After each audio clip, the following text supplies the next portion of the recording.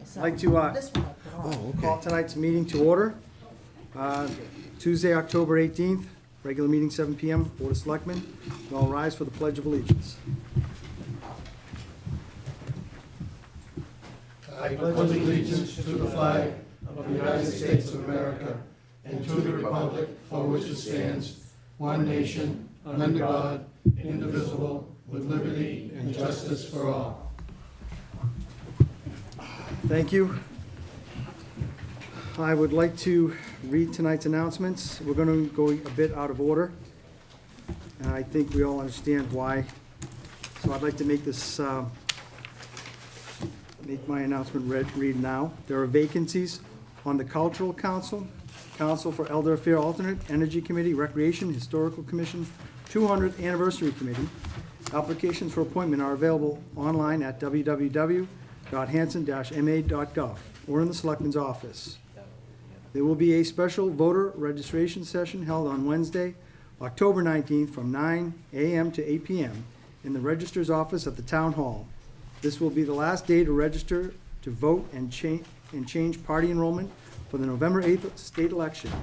Any citizen may register to vote at the Town Clerk's office during regular business hours, Monday, Wednesday, and Thursday, 8 a.m. to 5 p.m., and Tuesday, 8 a.m. to 8 p.m., or Friday, 8 a.m. to 12 noon by mail-in registration or online at www.sec.state.ma.us. Any resident citizen who will be 18 years of age by November 8th is eligible to register to vote by October 19th.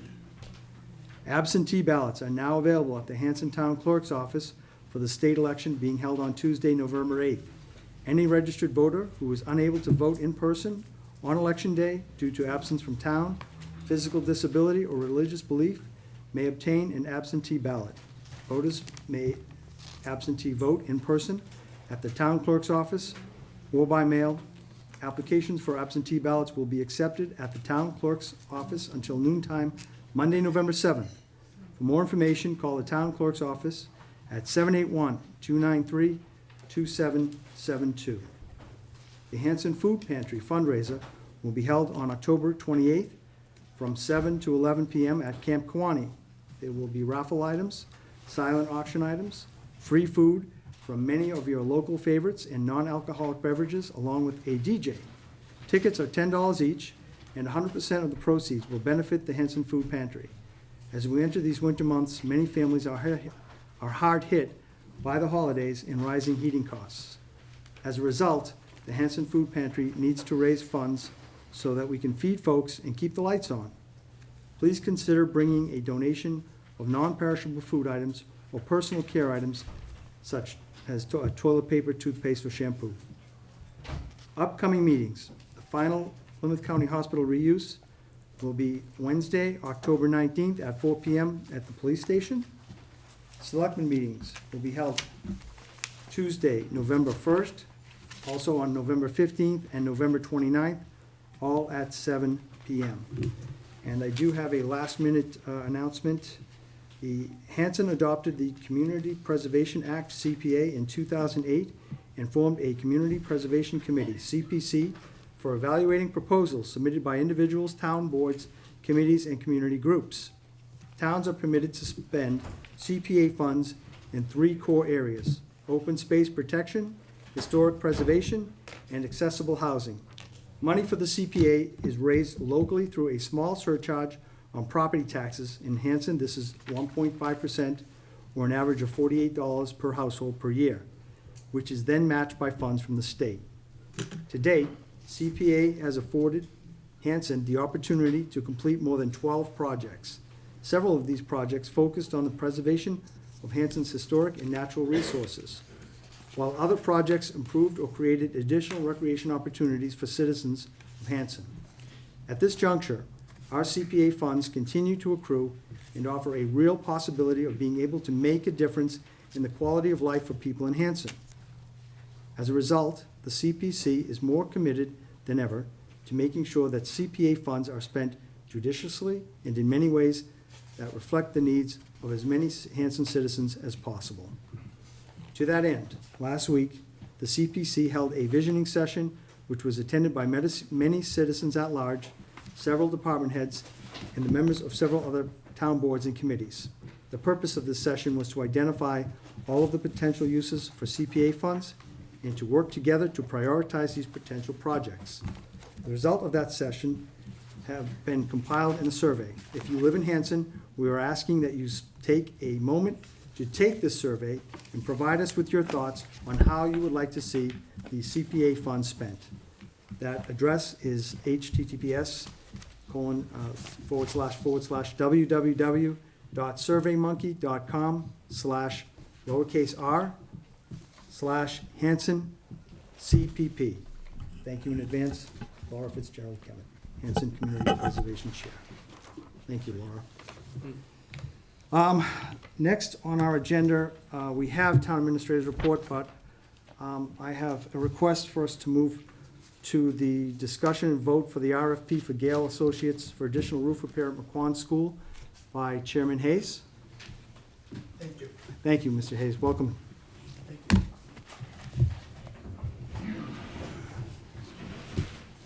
Board of Selectmen, ladies and gentlemen, at this time, we are asking that the board, in conjunction with the school committee, I've already had the school committee vote this, to engage Gale and Associates for $9,400 to prepare the RFP for the and the final, hopefully, repairs on the Indian Head roof. Just to give you a quick history of the Indian Head roof. McQuon. McQuon. I'm sorry, I'm saying that. That's okay. We did that roof too. The McQuon roof has been done over the cafeteria in the gym. Upon completion of that roof, we had discovered other issues with the flat roof, some chimney repairs and some other stuff to be cleaned up and fixed. The amount came in a little higher than expected, and it has to go out for an RFP. In order for it to go out for an RFP, we have to engage Gale and Associates to draw the RFP up, come up with the specifications, and watch over the job and control it. So I'm asking you, as I said, the school committee voted on it already, to vote to approve us to hire Gale and Associates. They will draw the RFP up, we'll put the RFP up, and the RFP means request for proposal. And then we'll put it out to bid, and we will come back to you with the bids and what we selected, and then we will be asking you to vote to approve that so we can move forward. Hopefully, we can get this done in the next 3 to 4 weeks before we get into some really bad weather to repair this roof. So that would be my request this evening, Mr. Chairman. Thank you, Mr. Hayes. The amount on The amount is $9,400 $400 for the RFP. Okay. to draw up the RFP and to make sure that the job is done properly to the specifications of the RFP. Okay. I would entertain a motion, we'll make a motion and then we'll discuss it, okay? Entertain a motion to accept Mr. Hayes' proposal on signing the RFP. Second. Approving Gale Approving Engineering Gale Engineering to in the create the amount of RFP. $9,400, yeah. Yep. In the amount of $9,400, Mary. Motion's been made by Mr. Howard and Second. seconded by Mr. Mitchell. Discussion? Any discussion? All right, great. All those in favor? Aye. 5-0, Mary. Thank you, Bob. Thank you very much, and again, I'll keep you updated with how we're coming along with the progress, and that way we can hopefully get some speed done on this and get this done before we get into the bad weather. And also, thank you for taking me out of order. Appreciate it. Thank you very much. Understood. Good evening, Bob. Okay. Next, we have the Town Administrator's Report. I'm going to skip that and move directly to the Class 2 used car license at Liberty Motors. So we have an application for a license to buy, sell, exchange, or assemble secondhand motor vehicles or parts thereof from Liberty Motors. The individual's name is Robert Emery. Is Robert here today? Robert. And it says, give a complete description of all the premises to be used on, for the purpose of carrying on the business. You put the lot size, approximately 50 by 30 feet, about 8 cars to be displayed out front, Additional cars to be parked on the downside of the lot. Is that correct? Lot has separate office with its own entrance, customer parking in front of the office. 26 cars in total, which you posted on there, thank you.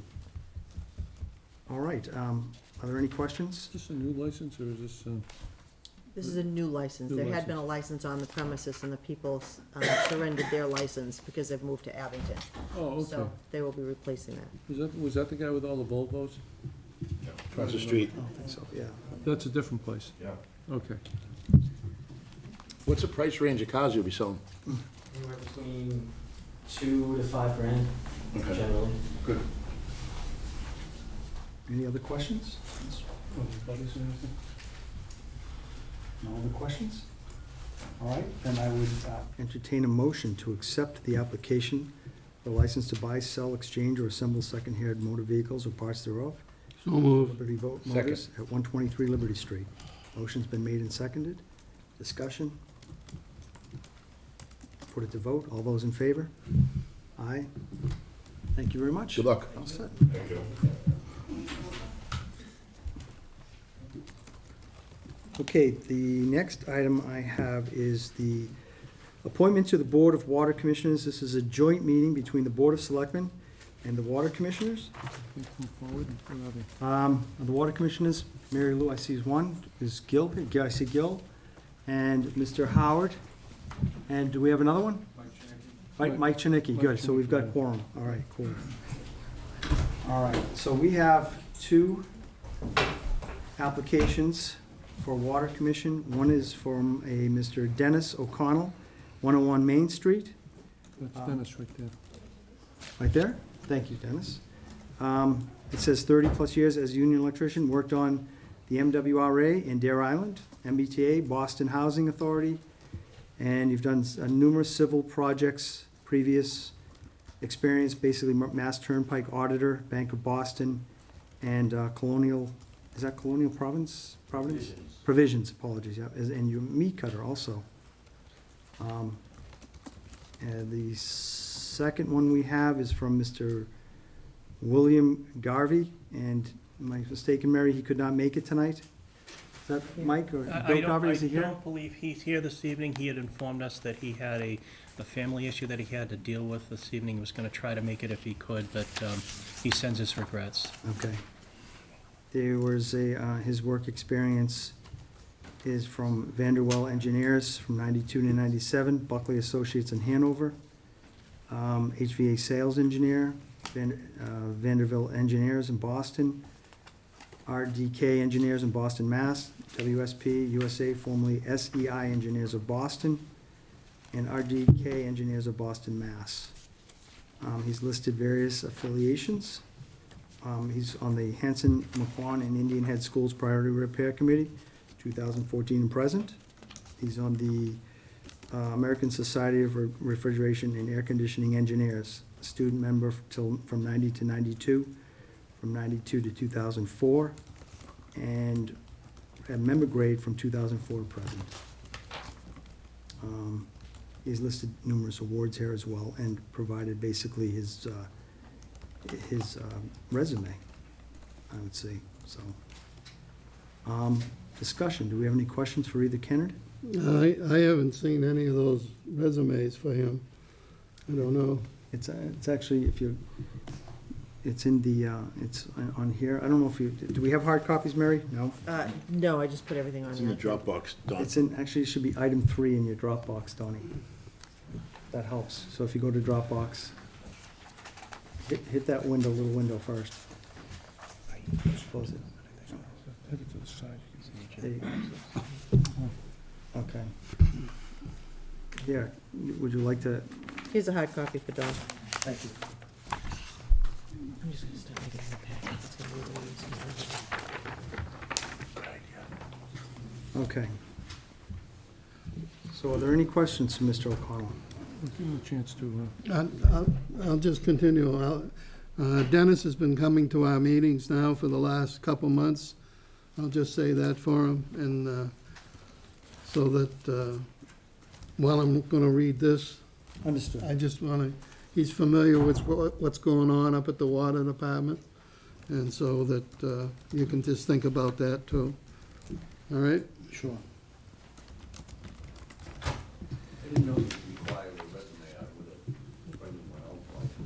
I don't know if there was one required. I think you just attached it. I don't No, think it's it's- necessarily required. It's not a requirement, no. I do have some questions. Mr. O'Connell, aren't you? Again, I do check Facebook postings.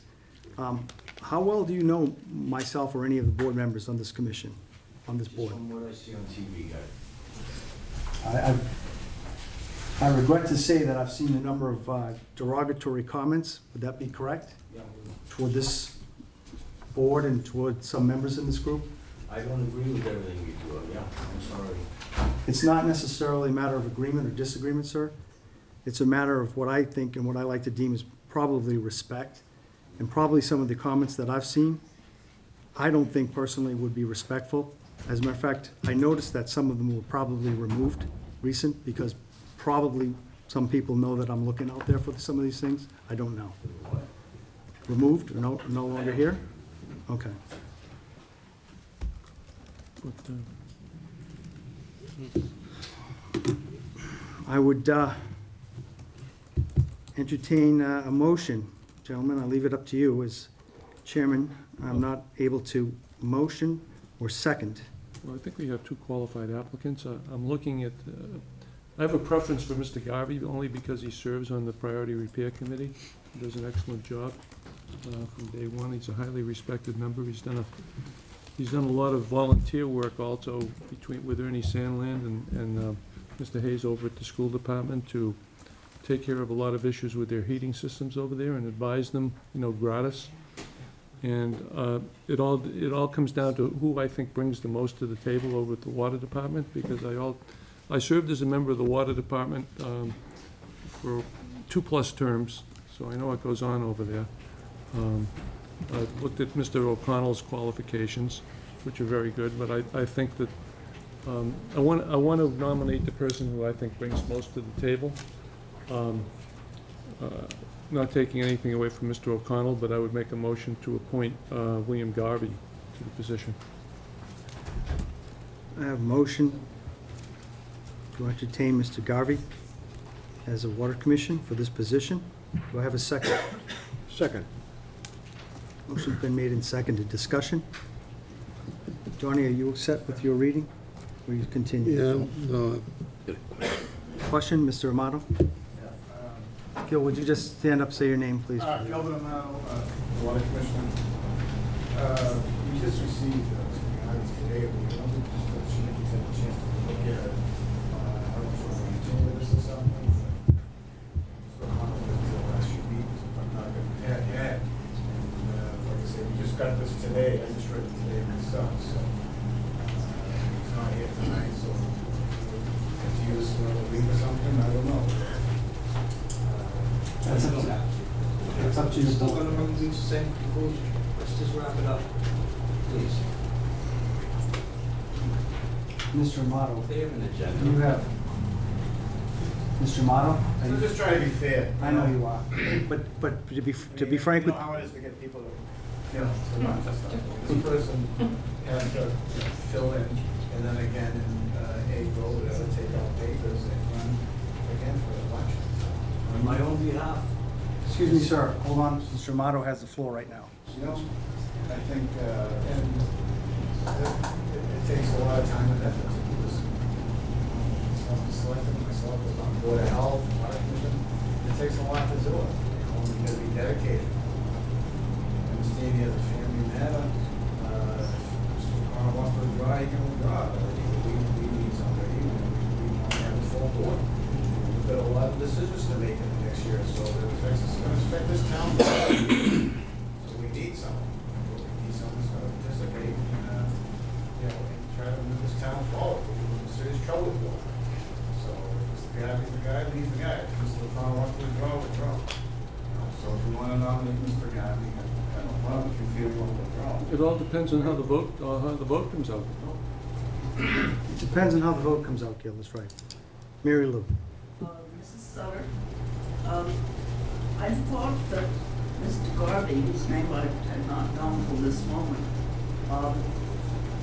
had not fulfilled some kind of waiting period and all the papers that had to go in? I thought there was only one person or one vote to become tonight. Well, anyone can vote. There's, actually, anyone can apply for Mary Lou. You would prefer to be called Mary Lou, is that correct, or Miss Sutter? Okay. So, Mary Lou, only one person can apply for the position. I remember you telling me that, okay? I remember you telling me that you like calling Mary Lou, not Miss Sutter, okay? So, why do I say that? Because I want you to know that I'm respecting what you're saying. So, as far as I know, he was qualified, he has the time, he's able to apply, and he did so in the right time period. I thought there was some kind of waiting period. I don't believe there's a waiting period that you need to do, is that correct? I'm not aware of such. I think, Mr. Mott? maybe she thinks it was some sort of deadline for the, I mean, like I said, they just seen this, you know, yourself, and this should just seen this there. I saw it, too. It was only received yesterday. Yesterday.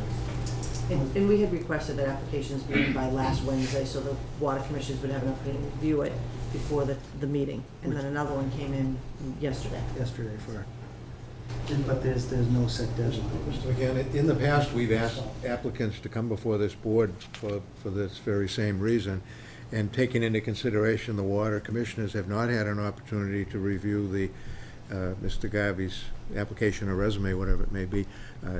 I would not have a problem with putting it till our next meeting. Yeah, that's fine, if they want a chance to review it, I don't have any problem with it. Is that what you were basically saying, Gil?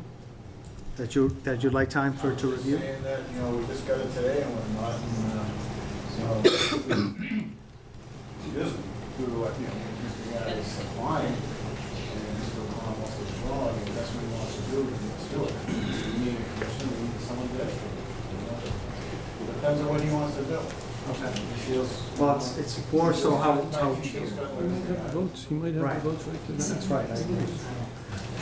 He may have the votes. Nice, Mr. Garvey was interested. If he had thought possibly come to a few meetings and see what's going on and see how the flow goes and what kind of discussions that we have. But this is a name completely out of the blue. We have no idea if he would like it if he came or not. Okay. It was unfortunate to have Dennis come. He certainly has the background. And he seems willing to do it and anxious to do it. He's been there faithfully every week since he came forward. Very good. But we haven't had that opportunity either to meet Mr.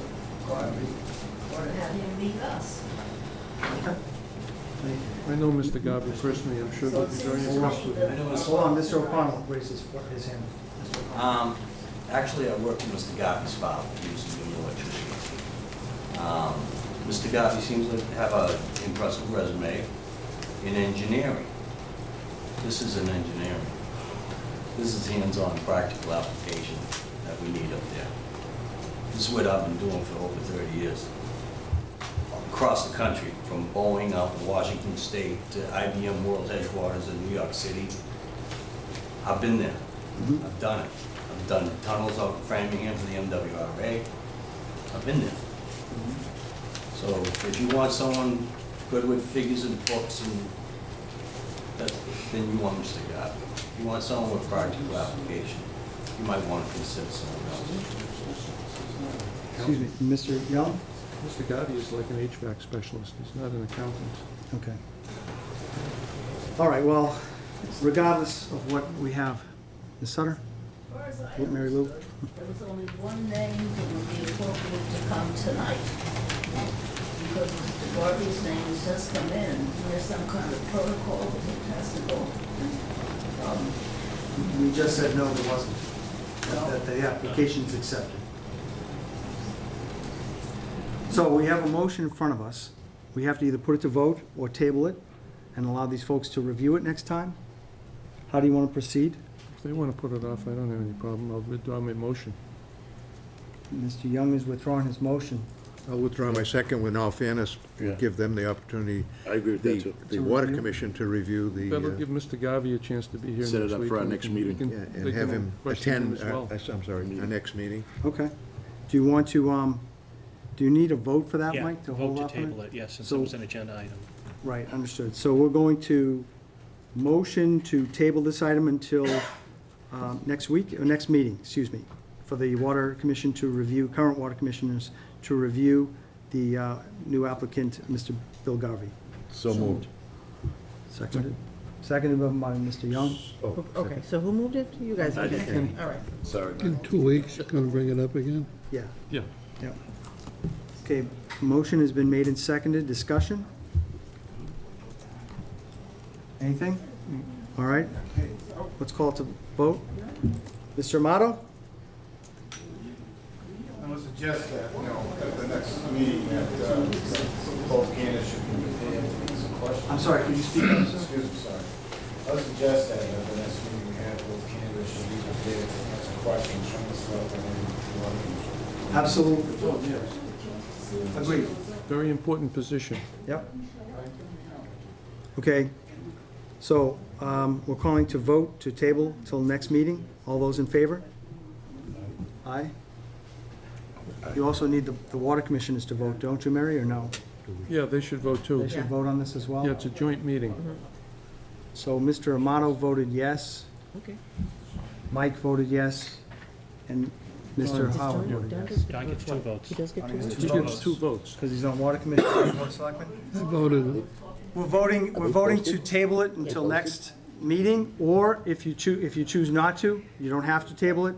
So are you for that? You're for that? Okay, thank you, Mary Lou. Those against? I think that's it. We met the quorum for, it's a full vote on both sides. 4-4. Yep. 4-5. Yeah, 4-5. All right. Are we good with this? Sure. Moving on to the next item. I would have one suggestion.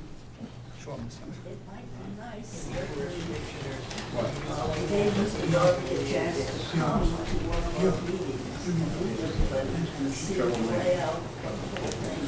Do we wait until a week after next?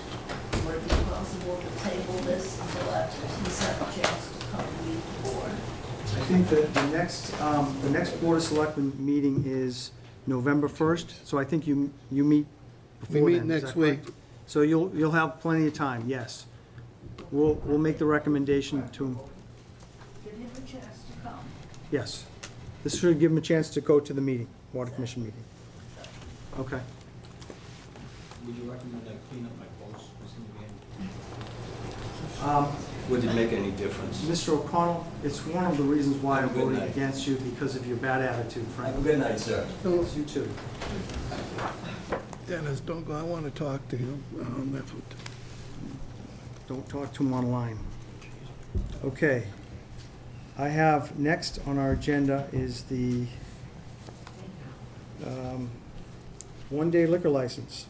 We have one-day liquor license for Camp Kawani, Kristen O'Neill, Marshfield, Saturday, October 22nd, from 4 to 10 p.m. It's a wedding. All those in favor?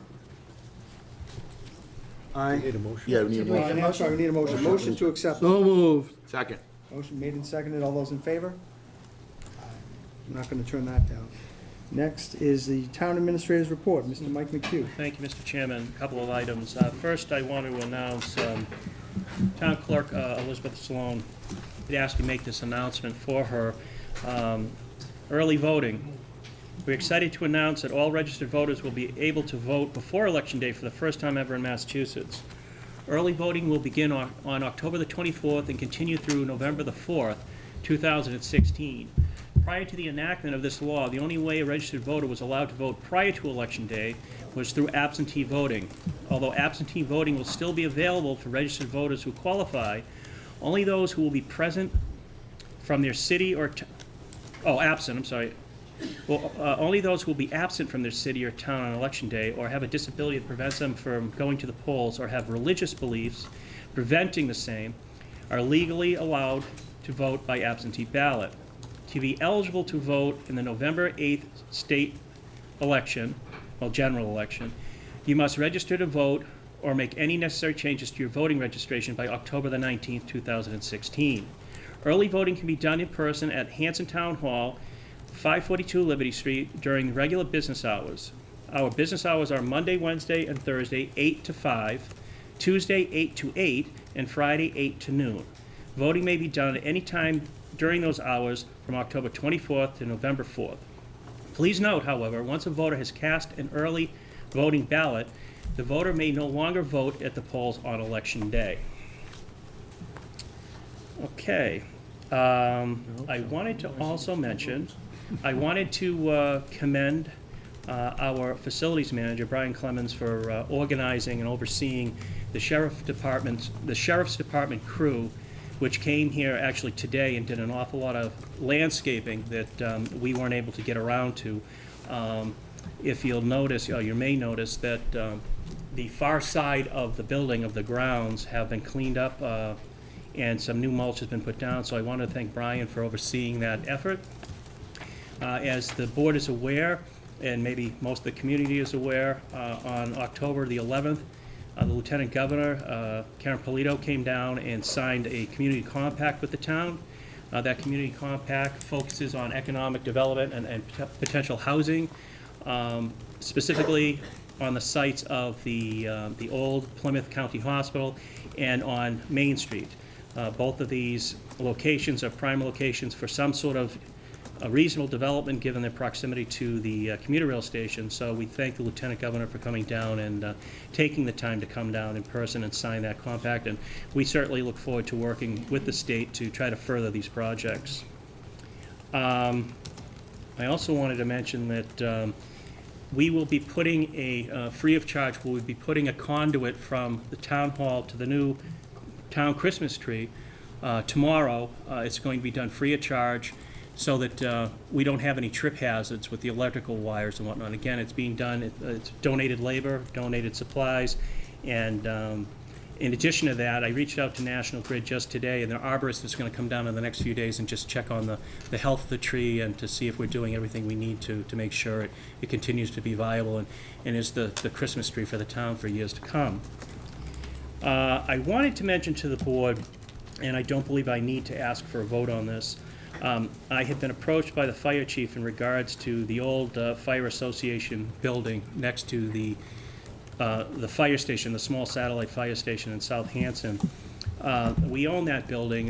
The town took it over many, many years ago, and the chief is interested in storing some of the supplies that are currently, I don't want to say clogging the satellite station, but certainly it could be moved out of the way and leave more room for more pertinent equipment in that location. So I wanted to mention to the board, and certainly the board can correct me or send me in a different direction if you feel otherwise, but I went and inspected that with the chief just today, and there are some items in that old building. I would characterize it as junk. So hence, I'm not asking for a call to declare the stuff in their surplus. It's basically abandoned items that, if they were of any value, they're not anymore given the conditions within that building. There's a lot of mold and mildew, and everything is basically trash. So I wanted to mention that to the board, that I'd like to proceed in giving the fire chief permission to take that stuff out and basically throw it away, and then to store some materials in that building. Is that the garage next to the building? Yes, yes. It's the garage next to the building, so. Do you want to vote on it, Mike? How do you want to proceed? I don't think I need a vote, Mr. Chairman, because again, I'm not looking to have it declared surplus because it's of no value. It's basically all throwaway stuff. I think the general consensus of the board. Yeah. And I believe that's actually all I have this evening, sir. Great. Thank you, Mike.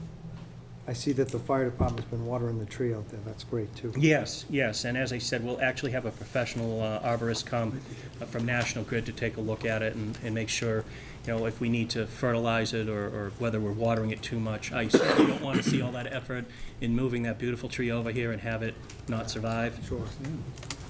And just as a follow-up as well, in talking with National Grid, in making those arrangements, they're pretty certain that they're going to be able to cover the entire cost of that move. Thank you. And so we anticipate, a check within hopefully the next couple of weeks or so. Excellent. Thanks, Mike. Going to move directly to committee reports. So the Monpont Pond Committee. Mr. Howard, are you ready? Or Yes. You want to give I us am a quick ready. status? What the hell did I do with it? No, I have a report from Monpont Pond. In fact, I picked it up today. Get this out of my sight. The,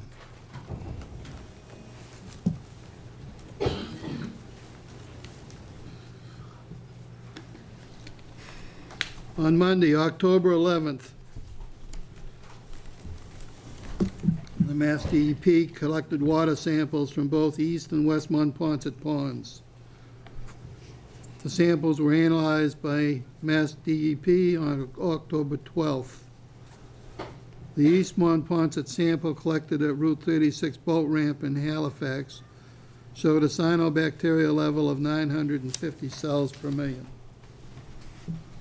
The West Monpont sample showed cyanobacteria levels of 1,866,000 cells per million at 4th Avenue. And as you can see, Brockton can only take water if it's under 70,000. And then 2,268,000 cells at the state boat ramp on Route 58. And 1,668,000 cells at the Ocean Avenue Beach. The West Monpont levels are above the DPH guideline levels of 70,000 mils cells per million. Another four, Brockton can't take any water. I don't know when they're going to clear up, but I think there's a big problem there, because if they take water from West Monpont Pond, it goes into East Monpont, and then it goes directly to Silver Lake through gravity. And I don't think Brockton would want to contaminate Silver Lake or their drinking water. So you've got the report there, and it was only done a week or so ago. So that's what I have on Monpont Pond. Thank you, Mr. Howard. Next, we have the final Plymouth County Hospital Reuse Commission. Donnie, that's you? Is that Yes, you? we got another meeting tomorrow night at the police station. Anybody cares to go? We're moving along. As you know, at town meeting, they decided to take down the Plymouth County Hospital. I don't know if any RFPs have been returned or anything on that yet, so. No, they're working on it. So, that's about the report on On that. Plymouth County Reuse Committee. Thank you. Mr. Young on Indian Head and McQuon Priority Repair Committee. I have nothing to report, Mr. Chairman. We haven't held a meeting since my last report, so there's no report tonight. Other than they're moving forward on the RFP, right? Right. Mr. Scott on the Highway Building Committee. Yes, we haven't scheduled another meeting since the informational meeting that we had at the town meeting for folks to take a look at what the proposed project might look like. Our next meeting will include the more of, I guess you could call it pencil sharpening, to get some figures that might be viable to move forward with the town. I can report to the town and the committee that the Selectmen project is ahead of schedule down there for the final cleanup of the property. The cleanup does not affect us directly in the land that we're getting, but it does affect the transfer of that property to us. So they're quite happy with the way that project is going, and I'll report as that goes along, but that's all I have. Thank you, sir. All right, that does it for committee reports. The next item is the highly anticipated discuss the Camp Quaney report. I'd like to provide this board and the audience an overview of how I envision that this meeting should be conducted. First, we'll be laying out the rules for discussion. Then we'll move directly to Mr. Peliquin to give us an overview of the report. We'll address any Board of Selectmen questions first, and then we'll entertain audience questions next. And then the last part of the overview of this, of how it's to be done, I believe will be recommendations on how we are to proceed from the report. So with that, on the rules, I just want to make sure that everybody is aware that they need to address your questions directly to me. I'd like to keep this meeting at a reasonable level, no shouting, no screaming, no swearing, respectable, right? What we saw earlier today, that was not respectable in my opinion, okay? If there are any outbursts, if there are anybody who's can't control themselves, or we can't conduct an orderly meeting in any way, shape, or form, we will recess, okay? And we will not take any more questions after that, and we will move to a vote from the Board of Selectmen, okay? Again, I'm about treating people with respect. It's okay to agree to disagree with one another. I don't agree with all my friends, but I think it should be done in a civil way. I will say too that because of time management, I'm going to have to make sure that we're moving along on things. Questions will probably be taken like, for example, one bite at the apple type of thing, said often many times.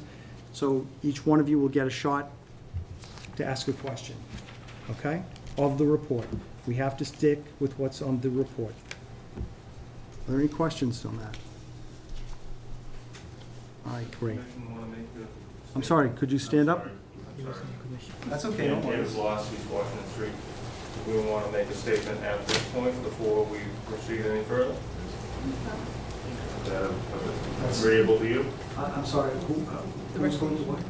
We would like the commission, the former, or the Recreation Commission would like to make a statement before this proceeds any further. I think it's okay. What does this board feel? Problem there. Mr. Young has no problem with it. How do you guys feel about it? As long as, how long is it? Is it quick? I can talk now. Move into Not it? long. Okay, absolutely. How long is it? Do we know?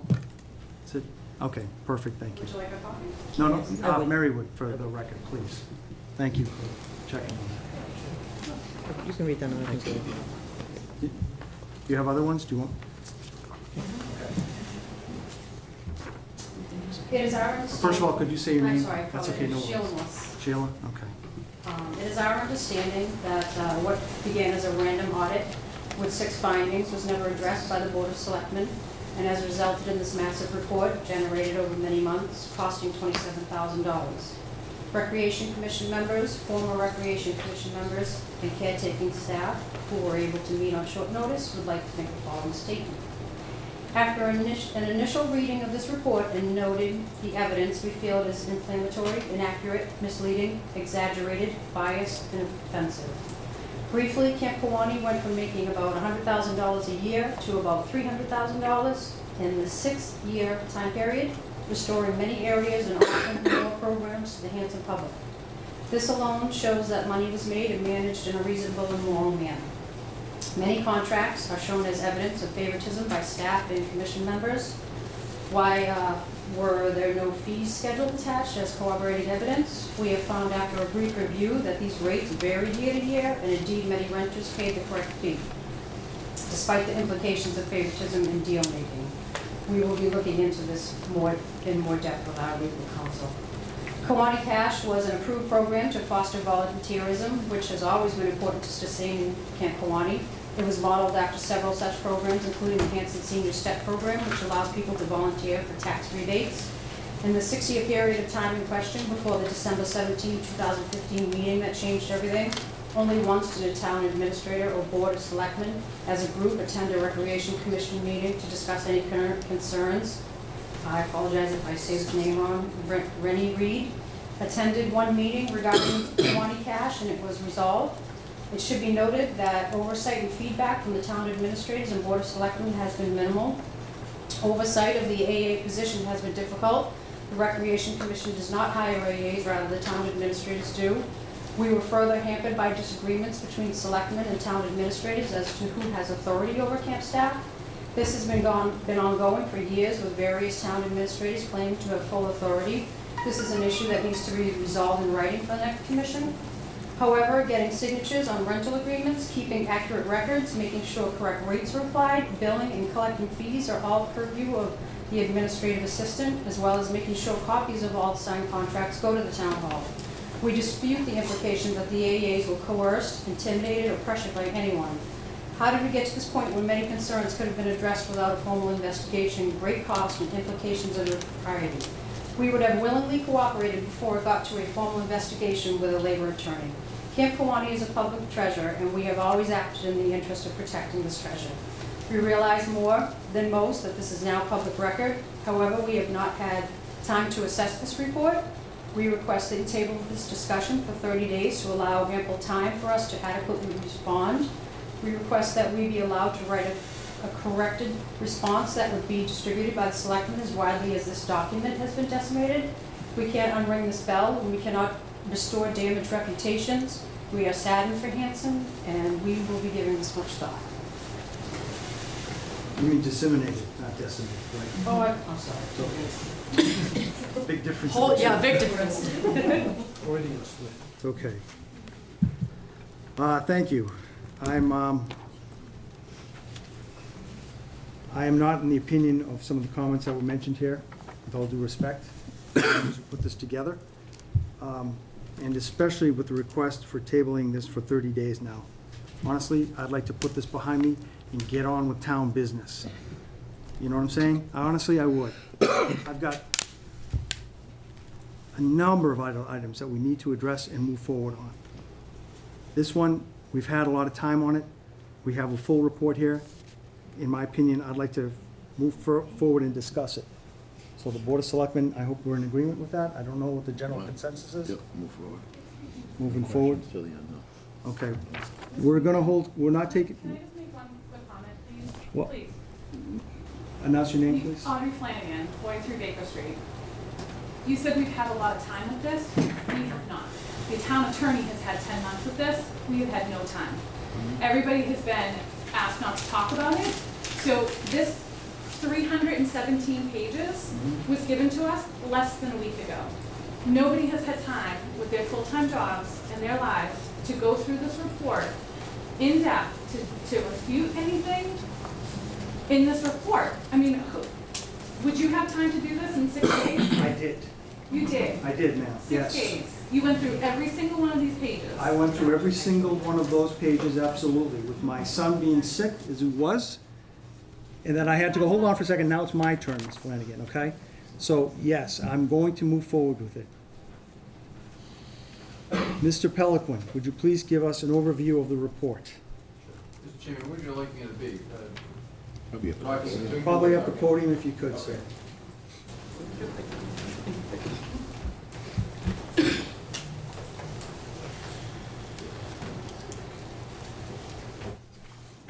Thank you, Mr. Chairman.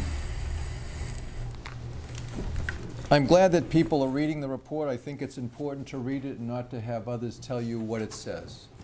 So it is important that you read the report. The report is not about a disagreement over what the rate should be at Camp Kawani as standard rates.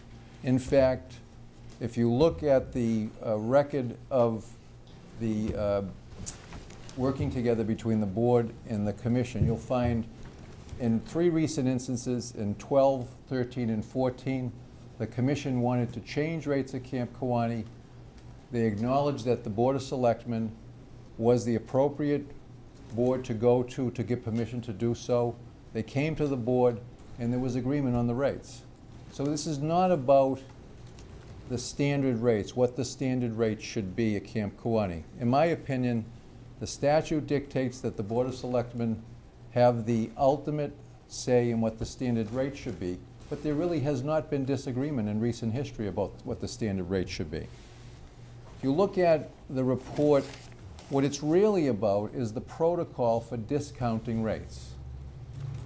There's a protocol at the commission set up through its rules and regulations.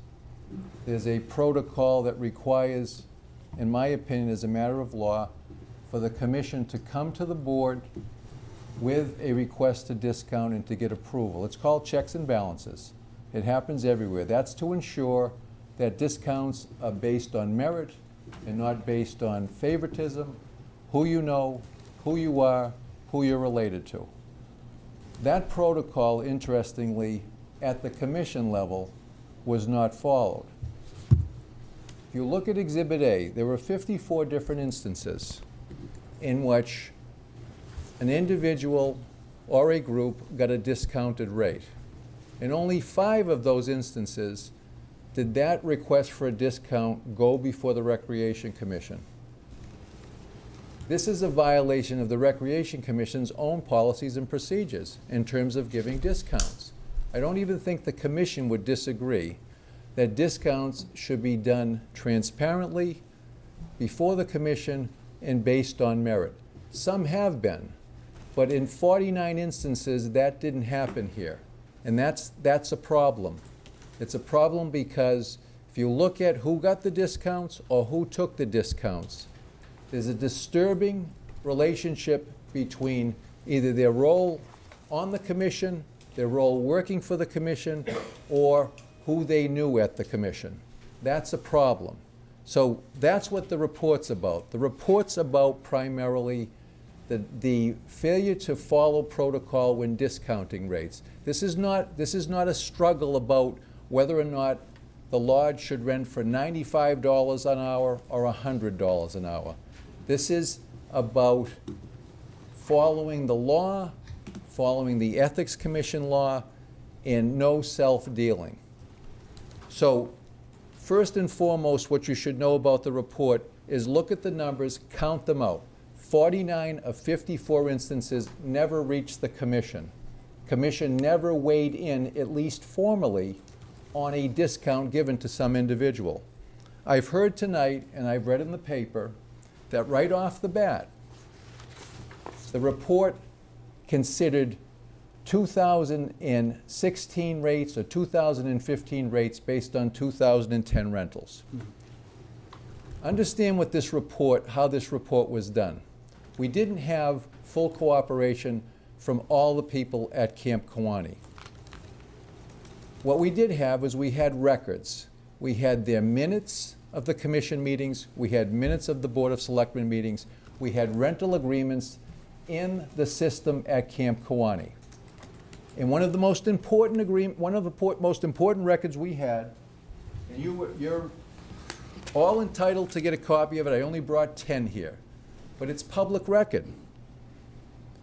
In 2010, January 28th, 2010, the commission had a meeting, and within the meeting minutes, the rates that were established at that time are right there for all to see. When we did the report and we compared what people were renting for versus what these rates are, we didn't even take the highest rate, the rate that the commission itself recognized in January 2010. We took the rate that the commission was charging other individuals at that time. And at that time, the commission was charging individuals for the lodge $100 an hour. That's what we relied on. But if you look at the minutes of January 28, 2010, you will see for a function, and I'm not talking about weddings because most of the report is about lodge rentals, not so much about weddings. You'll look and you'll see that the commission at that time had rates posted for Friday, Saturday, and Sunday non-wedding functions at Camp Kewanee. And the resident rate, the lowest resident rate for using that facility on one of those days was $640. We used $100 an hour. That was the rate that was being charged at that time for extra hours use. So the idea that we exaggerated to make it look worse than it was, frankly, is nonsense. We took the rates that were charged by the commission at that time. You will find in the report many instances where, over the years, individuals did not pay $100 an hour even after the discount for Hanson residents. That's the issue here. You'll find 49 instances where that happened either at the lodge or in some facility over at Camp Kewanee where it never even went to the commission. Whether commissioners knew about it and which commissioners knew about it, I can't tell you authoritatively because many commissioners wouldn't talk to us. And many talked to us a little bit, but wouldn't talk to us to answer some of our follow-up questions. But we do have records, and that's what the records show. It's a record-driven report. There's very little in this report that relies on one person's word over the other. Very little. So that's what I ask you to do. Look at the report from that perspective, and that's what the report is about, and that's a problem. It's a problem for the town. It's a problem for the commission. Discounting rates is not illegal, but discounting rates has to follow a protocol. It can't be bartering with an individual. The commission's own policies and procedures say there can't be any bartering. It can't be who you know. It can't be someone working for the commission or a commissioner themselves drawing up their own contract and taking a discount. It can't be any of that. It's got to be a process where the commission weighs in on it and it comes to the Board of Selectmen for final approval. In terms of the report, you'll see right in there.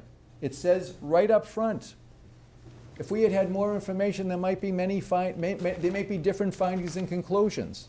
But where we had information about someone who wouldn't talk to us, we drew a negative inference, meaning that I concluded, that there was a reason they wouldn't talk to us.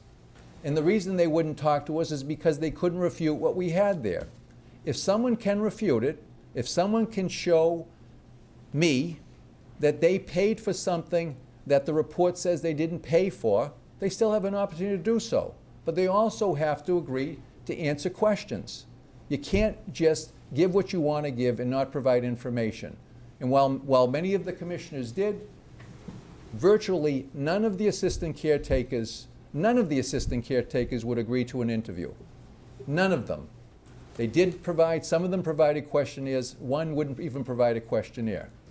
Okay, when this all started, what you'll see in the report, and it's right headlined, it was characterized by resistance, lack of cooperation at the top, to the point where this Board of Selectmen had to call in the two leaders of the commission and basically tell them they were going to be removed. And one chose to be removed rather than to give information. And one only gave information because that commissioner was in threat of being removed.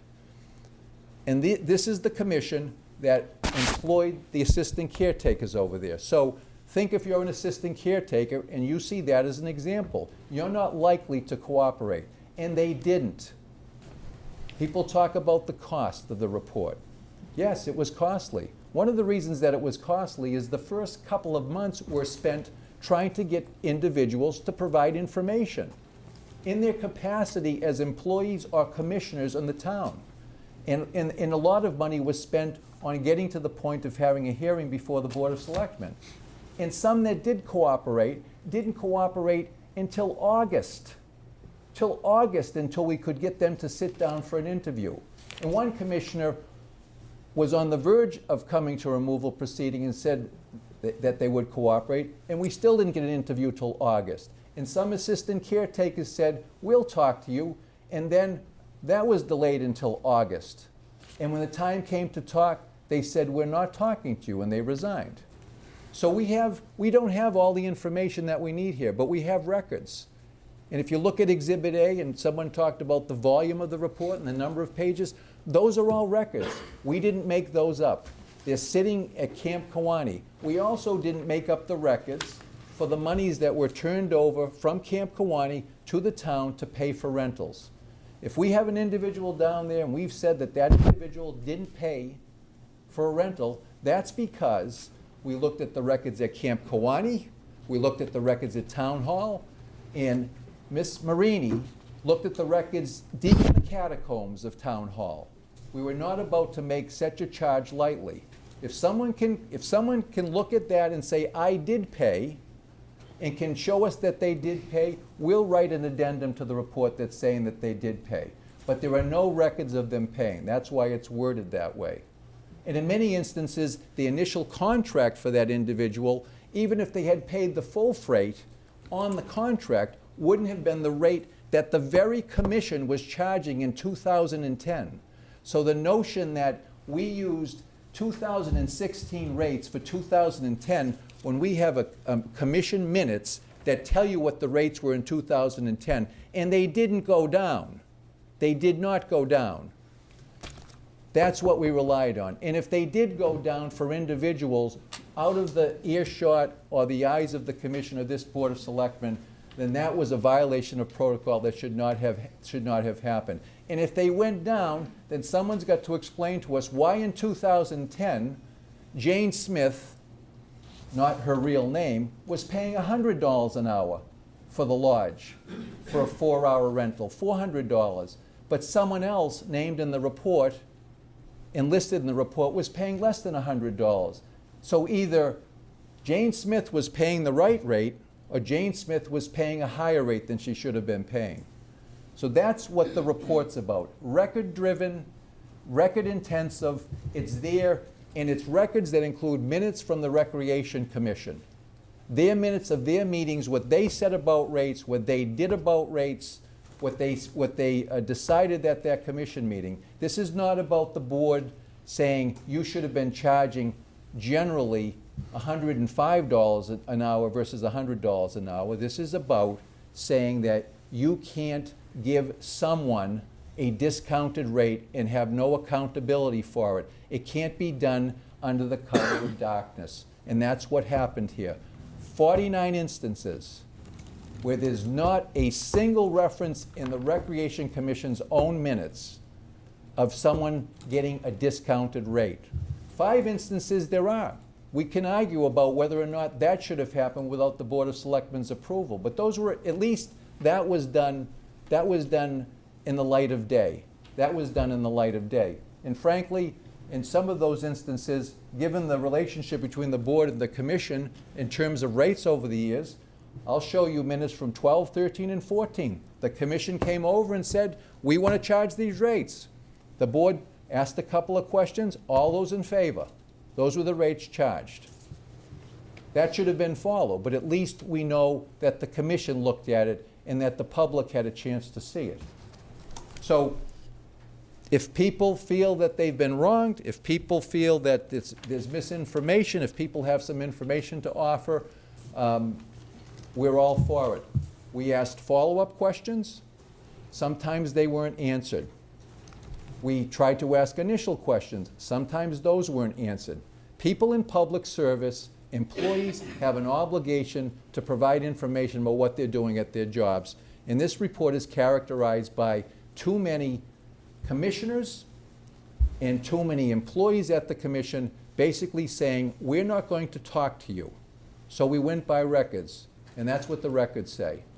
And we can defend anything in the report based on the information that was provided to us. If someone has some other information, I don't understand it because we've looked through all the minutes from 2010 to 2016.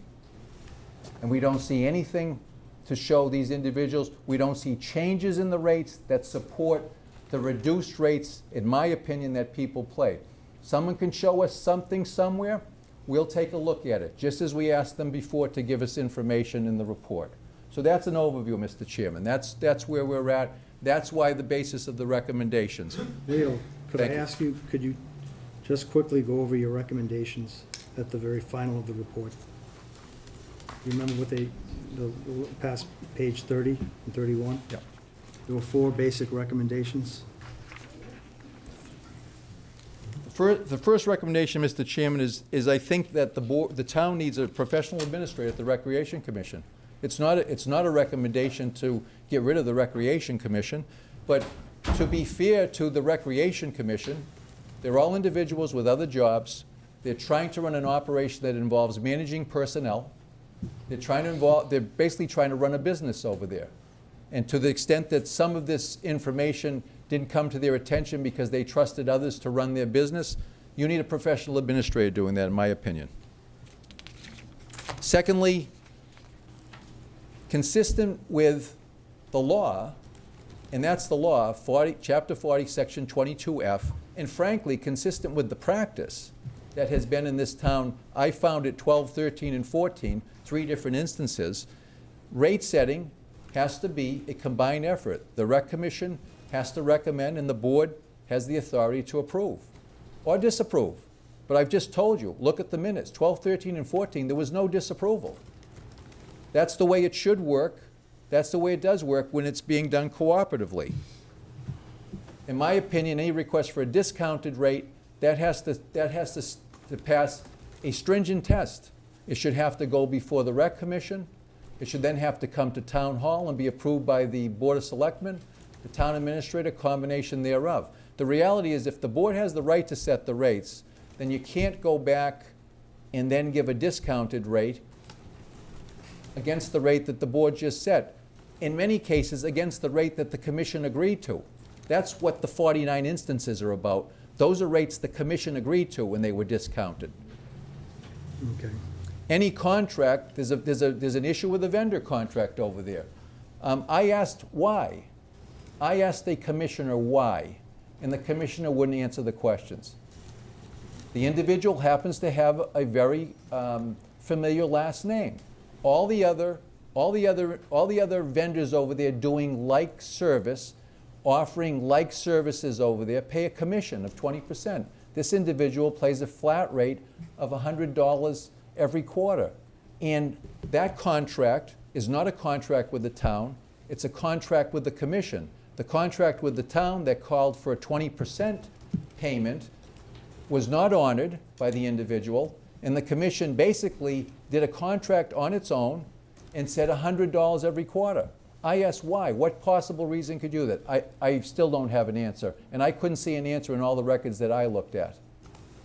But in any event, the board and the commission has been told, not by me, but by town council, contracts of this type cannot be entered into by the Recreation Commission.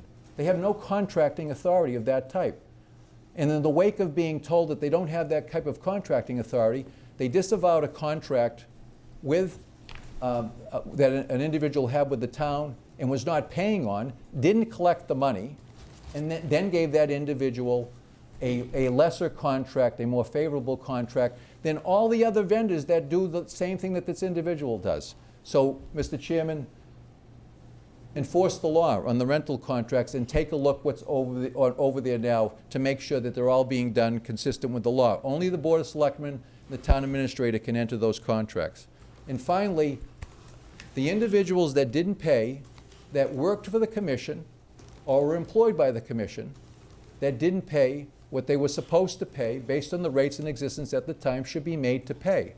We're never going to get the money back. The town's not going to, and the commission's not going to get the money back from individuals that came over there and for whatever reason, they weren't employed or they weren't commissioners, they came over and got a better rate than they should have gotten, because they're going to say, I was told this was the rate.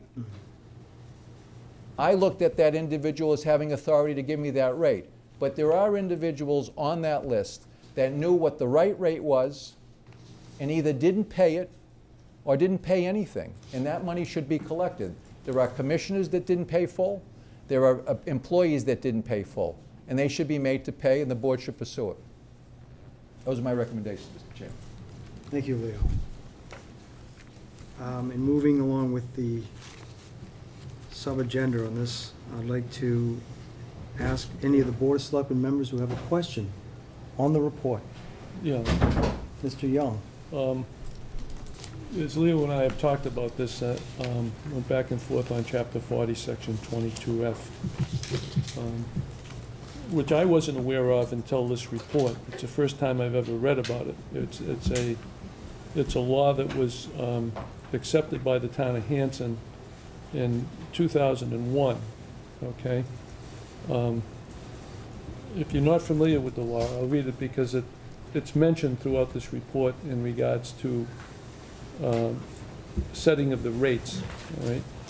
Section 22F, it says, any municipal board or officer empowered to issue a license, permit, certificate, or to render a service or perform work for a person or class of persons may from time to time fix reasonable fees for all such licenses, permits, and certificates issued pursuant to the statutes and regulations wherein the entire proceeds of the fee remain with such issuing city or town, and may fix reasonable charges to be paid for any services rendered or work performed by a city or town or any department thereof, for any person or class of persons, provided, however, that in the case of a board or officer appointed by an elected board, the fixing of such fee shall be subject to the review and approval of such elected board. The provisions of this section may be accepted by a city, and the city by a vote of city council with the approval of the mayor, if so required by law, and in such town by a vote of the town meeting or a vote of the town council in towns with no such town meeting. I mean, we can argue semantics on this law, whether rental rates actually mean is a license or a permit or a certificate. We could argue forever on that. But I accept the fact that it's always been past practice that the Recreation Commission sets the rate, and then it comes over to the Board of Selectmen, and the Board of Selectmen either agrees with it or doesn't agree with it and sends the Recreation Commission back for another fee. I don't think that's ever happened. We've always approved the fee that the Recreation Commission recommends. What I have a problem with references for 22F is that Attorney Pelican has expanded 22F to mean that if the Recreation Commission decides that it wants to discount a rate, then it has to come back over to the Board of Selectmen, and the Board of Selectmen have to approve that. Because the fact of the matter is that neither the commission, nor the town administrator, or the Board of Selectmen, nor the attorneys for the last 6 years have ever pressed the commission to institute this opinion, which he's expanded it upon, meaning the discounted rates, that's section 2F. Even when former TA Ron Sanangelo worked with the Recreation Commission to establish revised policies and procedures in 2015, they still did not include any reference to the commission being obligated to seek the Board of Selectmen approval at any time it wanted to offer a discounted rate. In fact, in section 4 of the general section of the current revised departmental policies and procedures states, quote, "No one shall be allowed to stay in cabins free or at a reduced cost unless it is stated specifically in the policies and procedures or it is specifically voted by the Recreation Commission meeting. The commission shall then send notice of any change in the structured fee to the town administrator immediately after it is voted on." So it never required, basically, for that discounted rate to come over and be approved by either the town administrator or the Board of Selectmen. All it required, any discounted rate, was a vote of the Recreation Commission. But prior to that, okay, there was a policies and procedures, in fact, that started in 2005. And prior to the policy set by Sanangelo, the policy for reduced rates simply read as follows: any request for reduction of fees or a donation or facility at no cost must be brought to the Recreation Department in writing and will be considered on an individual basis. Brought to the Recreation Department. Now, does that mean, when you say Recreation Department, does that mean to the rental agent? Does it mean to the Recreation Commission? Is that a question to Leah? Yeah, because it says Recreation Department. That was the procedure that was in effect. So if that was the procedure that in effect, that to me means the rental agent, the Recreation Department. The Recreation Commission's not there all the time, but the rental agent is. So any request that comes and it basically doesn't even address discounted rates. It says prior to the policy, reduced rates simply read as follows: any request for a reduction in fees for a donation of facility at no cost must be brought to the Recreation Department in writing and will be considered on an individual basis. So, I mean, what does that mean? If that means what I think it is, and it's the strong version of what that means, then it means what Mr. Sanangelo did was water that down, because what he recommended and what the board accepted was a policy that didn't require any discounted rates to be approved by either the town administrator or by the Board of Selectmen. So I take exception with the attorney making his opinion on 22F retroactively back to 2010 and saying basically that 22F should refer to every single discounted rate, okay? And it should have, all of those should have came over to the Board of Selectmen. You can't do that retroactively. It's not fair to anybody. It isn't fair to the attorneys who never brought that to the attention of the commission, or the board, or the town administrator, that anyone had to do that. And it isn't fair to the auditors who never even brought that up, because certainly they would have made that decision, looking at the whole enterprise fund and how those rates were being handled. So that's the first problem I have. Well, Can I respond to that? Mr. Pellegrin, sure. Yeah, I mean, how can you? Again, let's how look can- at the, could let's you- look at the numbers. Yeah, but how can you do it retroactively? Well, Bruce, let's we- look at the numbers. 49 instances where the discounts were given without following the Recreation Commission protocol that you have just read to us.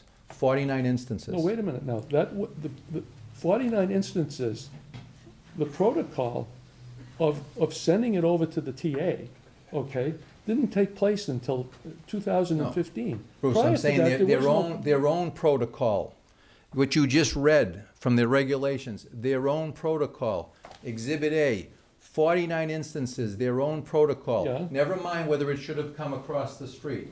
They didn't follow it someone didn't follow it in 49 instances. We don't know that. Well, we do, because I we don't, just because we read look. what the protocol was. Well, the protocol is that. wasn't there. The protocol is, let's assume for the sake of argument that the only protocol is it goes before the commission for an approval. In 49 of 54 instances listed in Exhibit A, it never went to the commission for approval. We can argue about the other 5. Well, no, you're wrong, because some of those instances prior to 2015 were under the old guidelines that they were going by. Well, but And so- Bruce, they never followed their own guidelines. But I'm telling you that guideline didn't exist. Well, prior to I have 2015. in the report, there's 2005 rules and regulations.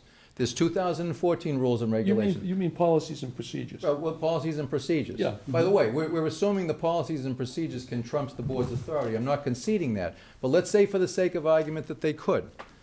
Those policies and procedures from 2010 on, Yeah. that part of those policies and procedures that required the commission to make the decision on discounted rates were not followed in 49 of the No, that 54 started in instances. 2015, when San Angelo. No, I'm not talking about notifying the town. I'm talking about whatever version you have, whether it's the one that says the commission must take it up and act on an individual basis.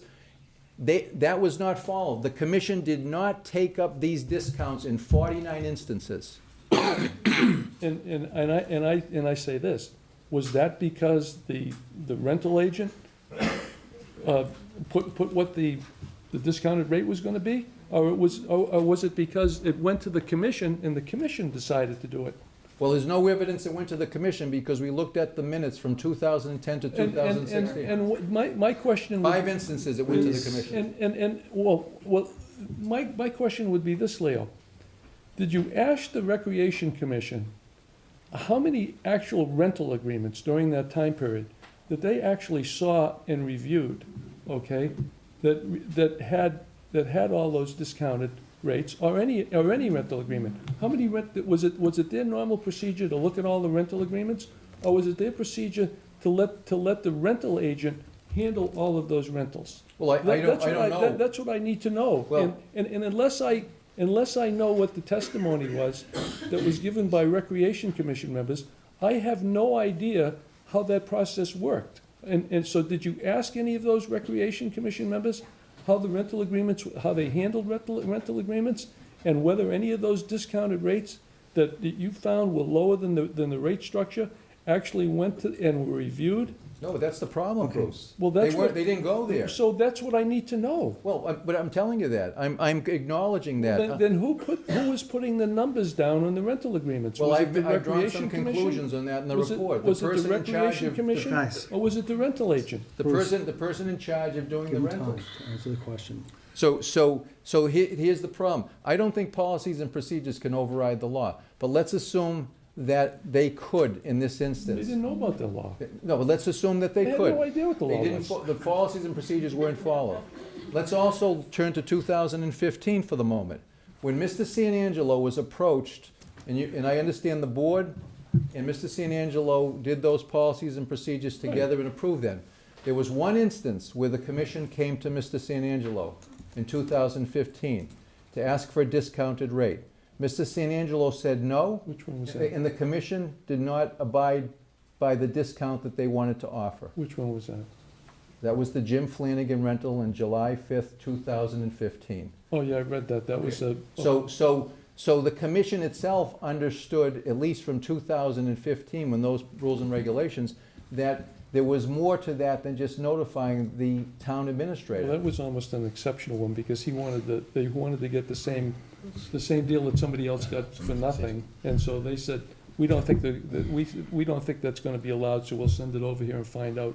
And they found out, because that would have been an ethical violation. I gotta keep it to questions, Bruce, instead of Well, comments. people okay? need to know what that one was all about. I'd like to make Hold on, comment. Mr. Mitchell would like to ask his question. Bruce, I think it's absolutely outrageous for you to suggest that the commission was okay to discount all these rates. No, I'm not saying that. That's what you're saying. No, I'm saying that You the think this is a game, Bruce? Kenny, that's not what I'm saying. All right, guys, If keep they the- discounted rates and didn't follow procedure, that's fine, but I'm just stating what the procedures were that But were in what you- effect, and that's Hold not on, outrageous. Gentlemen, I'd like to remind you both. I'm just that I- reminding you what the procedures were that were in effect, Bruce, okay? I'd like you guys- That's all I'm doing. I'm not taking You do not have the anybody floor. off the hook. Bruce, hold on for a second. No, he made a statement. I'm asking you all, and I'm reminding you, please, to direct your questions through me. Okay, we seem to have forgotten that. All right? Okay. I'm here to take the heat. I'm not here So- to defend anybody who violated any All rules. right. I'm just trying to state what the procedures were. I understand what you're saying, Bruce. I understand what he's saying. Does anybody else have a question? I have one other One other impertinent question? thing, yeah, that Leo Okay. and I went over, okay? And for which I have a real problem with, okay? And it's this. And can I use names here, because names are in the report, so Yeah, I'm might as figuring I well. can They're use all out names, there, right? okay? Nothing to hide.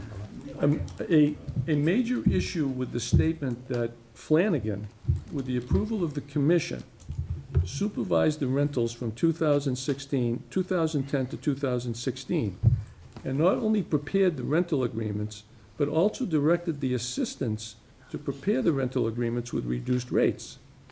That certainly begs the question, quote, where does this fact come from? There must be a copy of meeting minutes to substantiate this and show that somehow, contrary to the job description for the administrative assistant, that the Recreation Commission bestowed on Mr. Flanagan powers and duties far beyond those contained in his job description, and totally ignored agreed upon descriptions for the administrative assistant that was agreed to by both the town and the union. It just makes no sense. The union never objected to the administrative assistant being supervised and told what to do by a part-time caretaker, all three of them. No town administrators were aware of that arrangement. There was no vote of the Recreation Commission to back up this power arrangement with Mr. Flanagan, contrary to the job descriptions in place.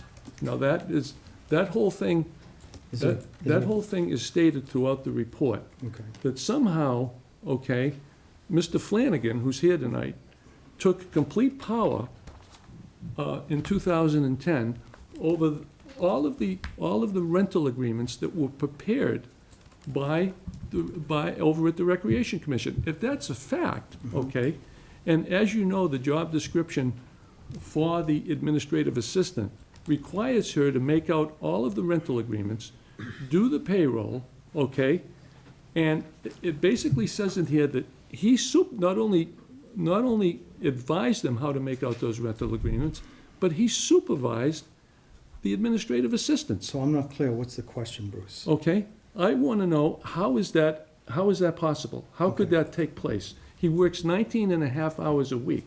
Okay. How is he able to take over all those job functions, not get paid for it, and then they sit back and let him do all the work, and they get paid for what he's doing and not ever object to it? Okay. And it's against their job description, which is a union job description? Leo, Who the heck is gonna sit there and do that? It makes no sense to me at all, and I want somebody to explain it. Okay. I'll be glad to. Here's what the evidence showed. Mr. Flanagan was allowed to fill many, many roles over at the Rec Commission, some out of need, some out of his commitment to the Camp Kawani. No one says that the individual's name, some of the individuals' name weren't committed to Camp Kawani, didn't spend a lot of hours over there, but there were gaps of time where administrative assistant positions weren't filled. Mr. Flanagan filled the void. Mr. Flanagan was also given the responsibility to oversee the computer system at Camp Kawani. He had that authority too. You won't find that in his job description. Mr. Flanagan's job description as an assistant caretaker was the written job description was the same as a lot of assistant caretakers over there, but his duties went far beyond that. They evolved. There was no particular vote from 2010 on, other than if you look at the minutes, you'll see Jim's going to do this, Jim's going to do that. There's no formal vote that said Jim will be the supervisor of rentals, but in practice, based on the testimony of witnesses that were interviewed, Mr. Flanagan had the primary role in determining rental agreements, scheduling. He did supervise those individuals. The fact that an individual that was in one of those positions didn't complain to the union, why would they? They had their job, their hours weren't affected, they're doing the work. So that's what the evidence shows. What work were they doing if he was doing everything? No, he was supervising their work. Huh? No, it says in here he was in charge of all of the rental agreements. In charge doesn't mean you have to draft up every agreement. Between me, right? In charge doesn't mean you have to draft up every agreement, and the witnesses that testify, and I didn't rely, I want people to understand, I know people think there's one individual out there, and this is all flowing from that one individual. That's not how an investigation's done, okay? Anything that we concluded was either based on records or corroborated by more than one individual, including by commissioners themselves that acknowledged Mr. Flanagan had this heightened role. And recently as before the commission resigned en masse, I'm told, and I asked for a copy of this document, that they had prepared a document about all the roles that Mr. Flanagan was doing. And they named him senior caretaker based on all those rules. I asked for that document, it was never provided to me. So that's how it happened. There was voids to be filled, he willingly filled them, the commission let him willingly fill them, and that's how it got to the point where he was overseeing the rental operation over there. And if an individual that was an administrative assistant says, what should I put on this agreement? Mr. Flanagan would tell him what to put on that agreement. Okay. That was the testimony. It's a superhuman effort. Hold on, we have questions more from the Board of Selectmen, we said, right, guys? Bill, did you say you had a question or no? Not right now. Kenny, did you? No, hold up. Mr. Howard? I don't have one. And so basically, the question I wanted to ask quickly was, you interviewed 3 prior administrative assistants, was that in this report, if I recall? Correct. All who were fully cooperative. By the way, full disclosure, Mr. Flanagan would not speak to us. And those three administrative assistants gave consistent testimony. And commissioners acknowledged his role in the rental operation. And those 3 administrative assistants were consistent in what they told us about his role. Are any of them here tonight? No, but they're I don't know. named. I would ask, I don't, they're named in here, so that's fine. They said he supervised all the rentals? They supervised the rental operation. Whenever they put a document together that was inconsistent with the rental rates that were going, it was at the direction of Mr. Flanagan. Right. All right, are we ready to move to the next phase, which is Well, questions from the audience? yeah. Gentlemen? Gentleman has had his hand up for quite some time. Sir? Mr. Chairman, Mis- Russ Lutz, Mr. former Recreation Commission member from 1990 to 2007. Thank you. And you promised Joanne and me that when this time came for this, that you would allow us to respond. So, Mr. Pelican, if you wouldn't mind, I'm going to take over the podium. Yep. Mrs. Bloss is going to hold up illustrations. Hold on for a second. We're entertaining questions. No, you promised us. Yes, I understand what you're saying, but are these questions? No, we are giving a response which you promised us personally that you would let us do when the time came. I- Is tonight the only night? I don't recall promising you personally You when did? I'd be questioning it. I remember showing you the vendor slides and all that. Was it at that time or what? No, No, it was Okay. here. an open meeting. An open meeting, okay. And this is data-driven, It's- this is from your report, so this is nothing, And it's questions. No, we're just going to point out 6 contracts. Okay, that we have questions about too. that you do have that questions. we have questions about. Okay. And Mrs. Bloss needs a minion, maybe to just sit right, take a chair and just sit right beside her so you can take pages. I don't know if you guys can see. Thank you, Not Mr. really, Chairman. but that's okay. I'm Wes Bloss. My mother, Edna Howland, is named more than a dozen times in this report. And since she can't be here, she's 87 and in a wheelchair. I'm representing her tonight. When this started, this whole thing started, I did sit down, Mr. Pelican, Mr. McGann, and I read through all 270 pages. That's what, I think it was something like that. So I did read through it, and it was overwhelming, but I'm retired, so I was able to put the time into it. And as overwhelmed as I was, eventually I said, you know what, my mother is the one who's named constantly in here. And everyone's going to defend their mother if they can. And it's definitely, she owes more than $1,000 to the town of Hanson. For the record too, Wes, right? Yep. Mr. Pelican made it clear that recipients Totally. of those, Totally. of those, I'm you know what I'm just the saying? point that she's named. yeah, but that she's not at fault or Got it. nothing at that point. Totally, no, my brother David and Jim Flanagan are at fault. All 6 years, David and Jim Flanagan made this happen. Now, I will say that we've been renting. Mom's been renting for 30 years. So this was back when it was a Camp Kewaunee Management Committee. It was before the Recreation Commission even started. And then I was there in 1990 when it started, so what can I say? Okay. What can I say? So she's been paying whatever she's been told. And Edna would never question whatever she was told is what she paid. It would never cross her mind to do what. So, but we can only go back to 2010. So I said, you know what? We'll look at this investigation in microcosm. We'll just take one person. I can take out her 6 contracts and I'll see what happens. So I turned to 2010, which was when Mrs. Kuketz was the administrative assistant there. And I looked at it, and there was the date, and when the party was, and of course, it's not signed, but that was true of almost all the contracts in this thing. It's like, no one ever signed anything. Someone has mentioned, why were these even legal? There's never a signature on these from anybody. So I'm like, There's a space for it. there's always a space in the date, but Edna's never signed a thing. Every year, she came up in the fall, during business hours, to whoever was there, which could never be Jim Flanagan or Dave Loss, who have their own jobs. So she would go up, and on 2010, she met with Mary Kuketz, and she paid $250, and there was no balance due at that. Now, $250 is absolutely short of, because from the records that I see in 2010, it was $350, and even with a 20% in those days discount for Hanson residents, it wouldn't have been $250. But she was told $250 by Mary Kuketz. She paid. Mr. Bloss, just the math. 1 to 6 is 5 hours, which would be $500. Reduced by 10% would be $450. We can very quickly just show. That's,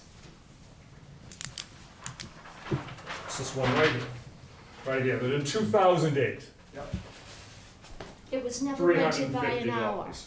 How much was it? $350. Yeah. So this is 2010, 2 years later. We couldn't find figures that said that it had gone up I'll give them to you. between 2008 and 2010. Actually, hold on for a second. But may I, no, please Hold don't, on. because No, I'll just it's show okay. you one more thing. This is 2008. Hold on for a second. Hold on for a second. I can, I can only in this. hold on for a second. I did. I'll Please. give you the minutes of the John, commission meeting where the rate was Hold on. not what you say it was. That's right. Hold on, Leo. I know, I want you guys to know that I've seen documentation for the 2010 rates, okay? 2013. Yep, okay, 2013, showers, birthday parties, reunions, $400. okay. So 2008 was $350. For 2013, it was $400. You Where- tell me. I mean, there was $50 that was added in that amount of time. Wes, where did you get that information from? The Camp Kawani Records. The Camp Kawani Records. That's an official, Yeah, okay, so the minute, so if they held a meeting that changed those rates, then it's possible that that could be not up to sync, correct? Well, 2013, Yes. $400. I'm suggesting it, is that correct? Would that be? no, that's for the whole year. Yeah, I know, but until I'm looking at minutes from the Recreation Commission that contradict that. So, okay, go ahead. Well, let us, That's a company workshop, by the way. That was not a company workshop. I'm just telling you just for FYI, but all right, go ahead. Okay, 2010. So I looked at this contract, was like, meh, whatever. No, I don't see anything big. So I decided to go on.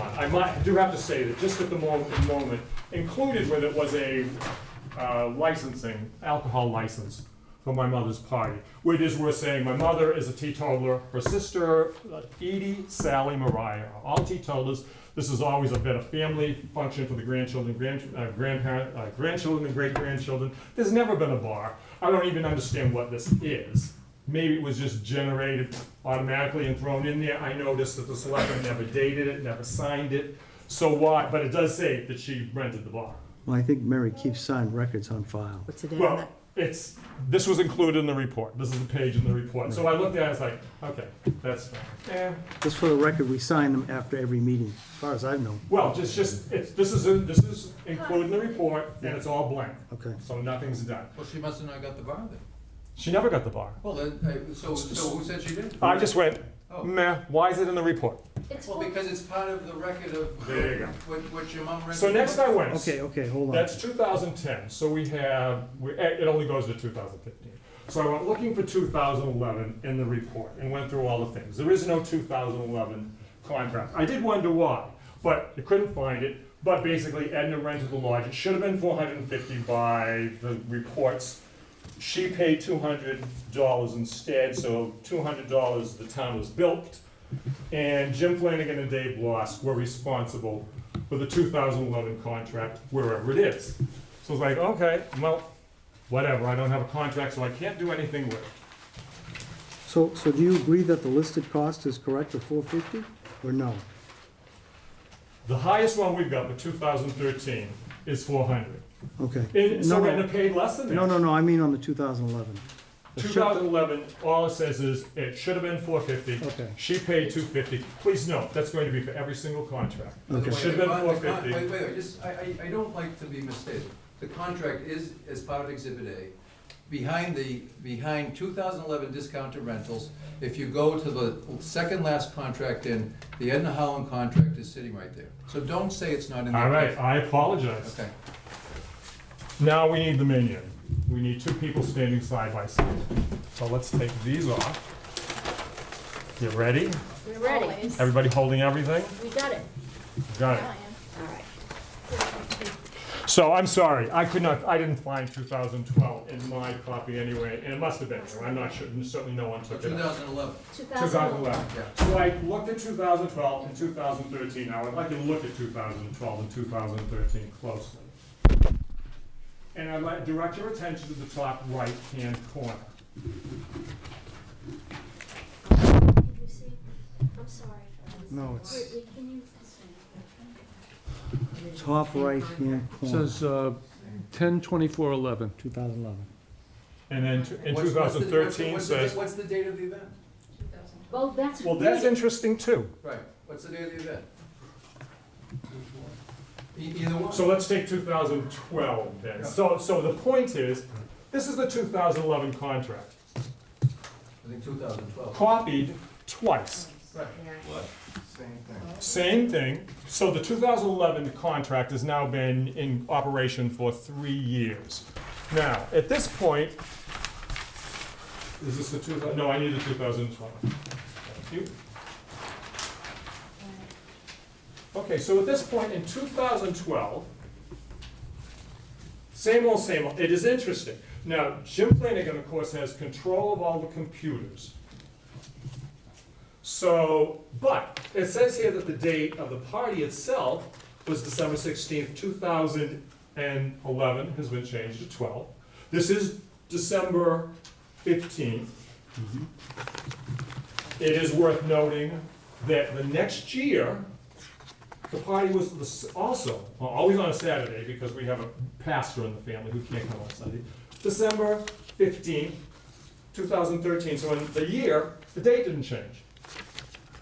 It was the 13th, both years in a row. Okay. What are you suggesting? Here's what I'm suggesting. Well, this is because I do think this is kind of the important. Well, wait a minute, first of all, hold on, Leo, do you see? Well, I what- can see, yeah. is- So they gave her the same contract every year? Every year. Right. Now, Well, by the way, do you have something to dispute that they gave her the same contract every year? We're trying to say, Yeah. you're saying that David Bloss and Jim Flanagan Are gave responsible her for for this. Yes, I am. Mr. You Flanagan, are. Mr. Flanagan, by the commissioner's own acknowledgement, So- by the administrative assistants, was responsible Okay. for the contracts that went out of that place. Okay, All so for my, No, wait, I'm gonna ask, guys, come on. okay, go ahead. I have a quick Vince. question. So are we basically saying that they took the 2011 contract Well, it looks like, and used it each year, yeah. I right? didn't make up the documents, the No, records I are what the understand. records are. Okay. so we're on 2012 AB accepted payment. Yeah. Because Edna always went up, business hours in the fall, and she paid $250, because that was what she was told to do. $250, yeah. So Anne Marie Bouzan, AB. AB, took the payment. Now, Anne Marie Bouzan is a dear friend. She has attacked me in my capacity as teacher, as Recreation Commission member, as friend. Those of us who know her know she holds no punches. She tells you exactly what she thinks. She allows nothing to slip by, ever. So Anne Marie Bouzan was told by my brother and Jim Flanagan that she had to give Edna $250. Edna paid the $250. She was coerced into doing this, and we just say, we all know Anne Marie. Well, I interviewed him. Wait a minute. I'm glad, and Okay, we've been hold on, friends with her hold for on over for a 20 years. Hold on for a second. What's the question? The question I is, confronted Anne Marie Bouzan Good. with any contract that she had stamped paid, and I asked her why that contract was underpaid. And she said because Jim Flanagan authorized it to be that payment. So I interviewed her. And Anne Marie Bouzan would absolutely know whatever the going rate was. She is that smart. Absolutely. She knew. all right, hold on. That smart. That's why she was confronted. Folks, I think the question has been asked and answered. Okay. Okay. She was I believe coerced it- by Flanagan? Is that what you're saying? 2012, Folks, hold on for a 2013. second. Wait, I'm sorry. wait. The question was asked and it was answered by Leo. So she was coerced by She Flanagan? was, anytime there was a question about a rate other than the going rate, All Mr. right. Flanagan would say, that's the rate. Okay. And Anne Marie, who had been at Camp Kawani working since 2000, and Jim Flanagan, who didn't start till 2007 and was a part-time assistant caretaker. So Anne Marie decided that he trumped her, and she would give him the Whatever he rate wanted. that Jim Flanagan said. Well, listen, I talked to Anne Marie Bouzan, and that's what she's told, that's what she told That's me. good. We're with you. All right, By the so, way, Anne Marie Bouzan had, Anne Marie Bouzan talked to us. we're Mr. gonna- Flanagan didn't talk to us, Mr. Bloss didn't talk to There's us. probably a reason for that, but that's not why I'm here. Wes, Joanne, I'm gonna have to give you another 5 minutes at Okay, most. I'm going, we're almost there. I just want to say, so in 2012, when Anne Marie generated the contract and Anne Marie took the pay. No, who says Anne Marie generated the We weren't contract? talking when he was. No, I'm going to think that the Folks. most computer savvy person in the room did not take 2011 and pencil over the 11 to 2012. I think they would have just gone into the computer and changed the Have date. you interviewed anybody and asked them? All right, Because I have. No, it's Yeah, not. right. yes, but I have. we've been Okay. friends for 20 years. all right, all right. Please, I'm asking, So, Jim Flanagan and Dave Move on, Bloss move were on. responsible in 2012. Now, but just as a note, there's an Excel sheet for each of the 6 years that was generated by the current administrative assistant to illustrate everybody who underpaid, okay. basically. And every one of these. No, by the way, that's all I'm not saying. Leo, Please, Leo, let them him get finish through, first. then you can do it. Then you can, Yeah. Every one of Let him the get Excel sheets is identical. It always says Edna, she should have paid $450. She paid $250. She owes $200. And Jim Flanagan and Dave Bloss were responsible for that reduction in rate. We Okay. come to 2014. We're almost there. Okay, 2014, and NC, Nicole Campbell is now in. She's new kid on the block. We like her. She's all fine. So she fills out a contract. There's nothing particularly much to see. Edna came up at the beginning of December and paid in advance for 2014. Nicole Campbell, we're gonna just go from the Excel spreadsheet, was brand new, didn't know what to do, and Dave Bloss and Jim Flanagan said to her, $250, and she said, okay, so she filled out, she made her own, this is a new contract, by the way. This is, the others have all been of the same format. Now we have a new revised contract that maybe Nicole did, I don't know, but at least she gets the credit for it, but Dave Bloss and Jim Flanagan are blamed for it. So then, 2015, here we are at the end. We're just about here. So 2015, the Thursday before the family meeting, the family party, I just went up to the camp to drop off a couple things for Hanson Recreation, and Nicole Campbell said to me, "What's your mother's last name?" And I said, "Howland." And I didn't think much of it. It seemed a little random, but I mean, we were all on great terms. On that Thursday, everyone was fine. No one knew that behind the scenes right now, the interim town administrator, Rich LaCamera, had already enlisted 2 people, and they were about to attack that very night. The Recreation Commission come in with guns blazing and accuse them of drinking and all kinds of things. So they were coming in. No one knew that. So it's like, she asked me for my mother's name, but I don't think much of it. It's like, okay, whatever. The Saturday came. It is interesting to note the 4 different dates. Pick a date, any date.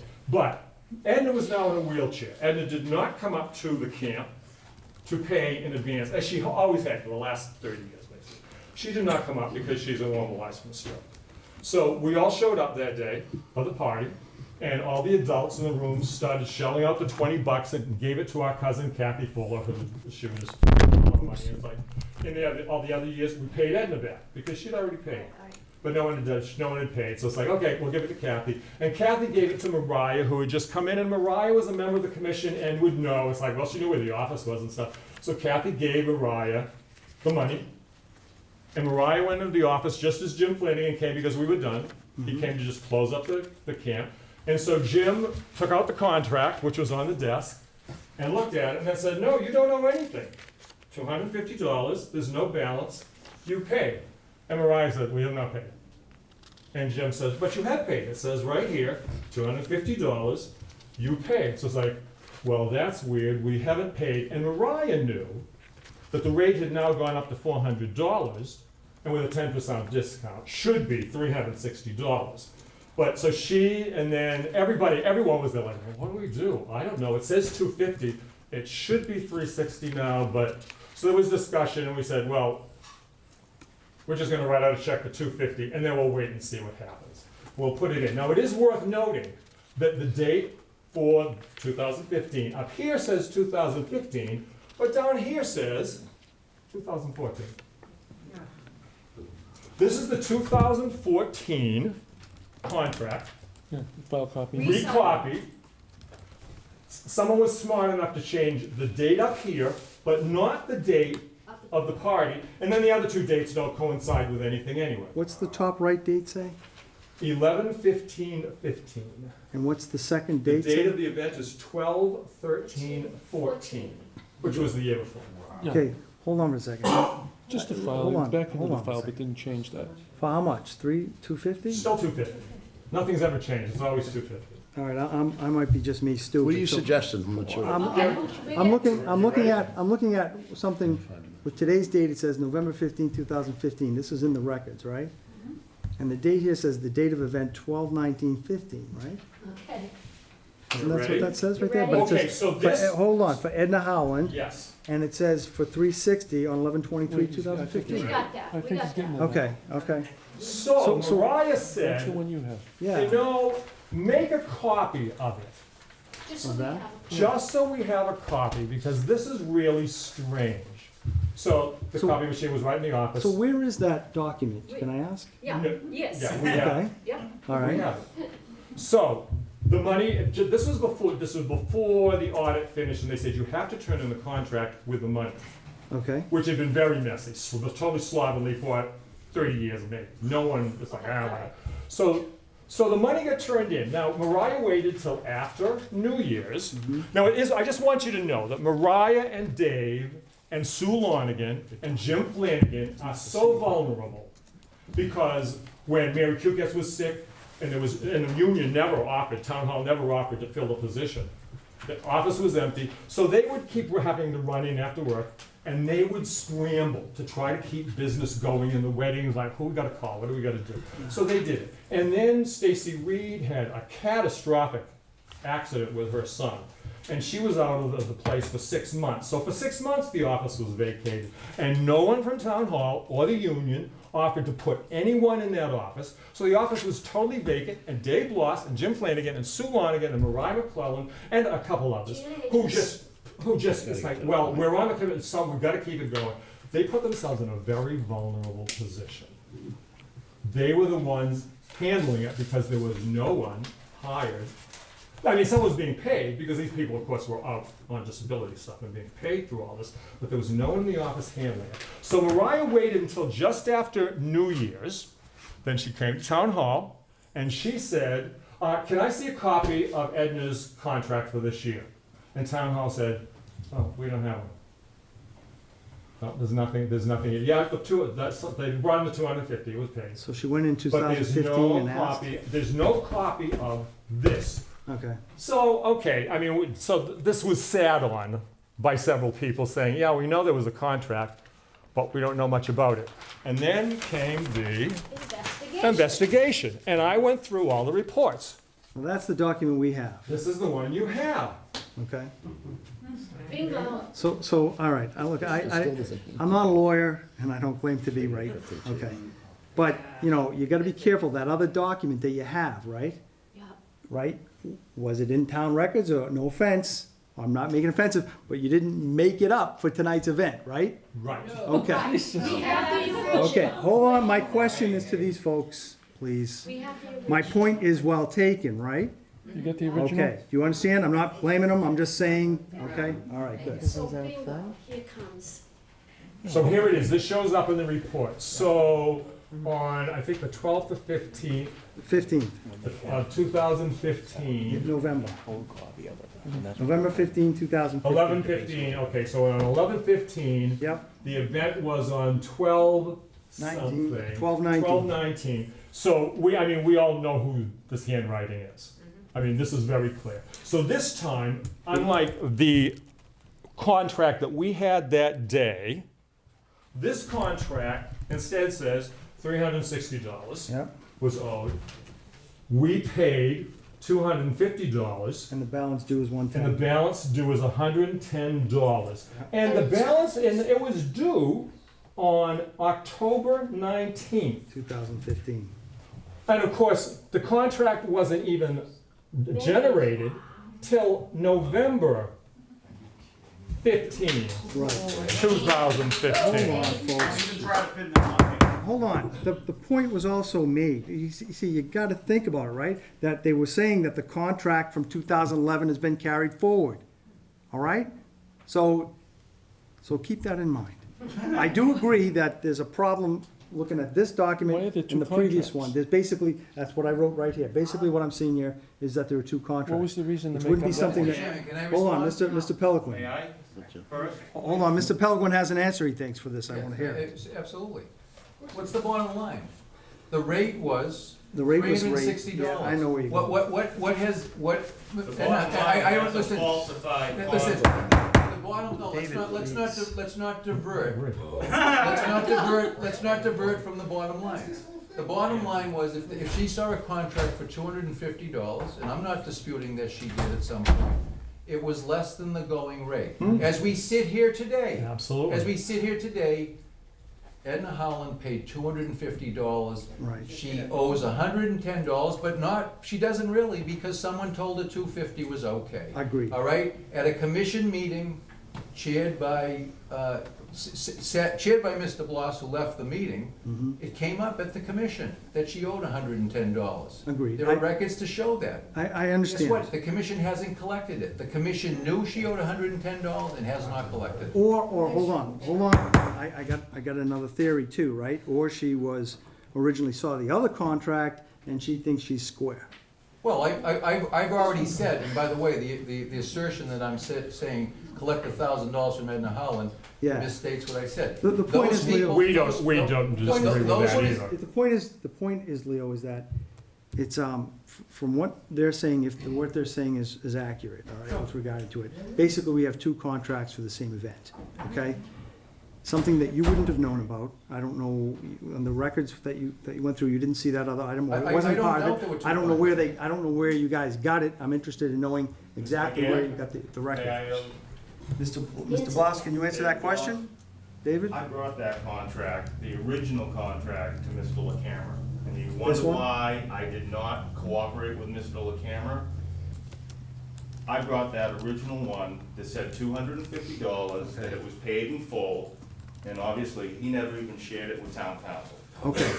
Well, but it doesn't, but it doesn't. I understand, There's Leo, a I know version- where there's you're a getting version from the main The issue point- here. the main issue- Everybody knows $250 is the wrong rate.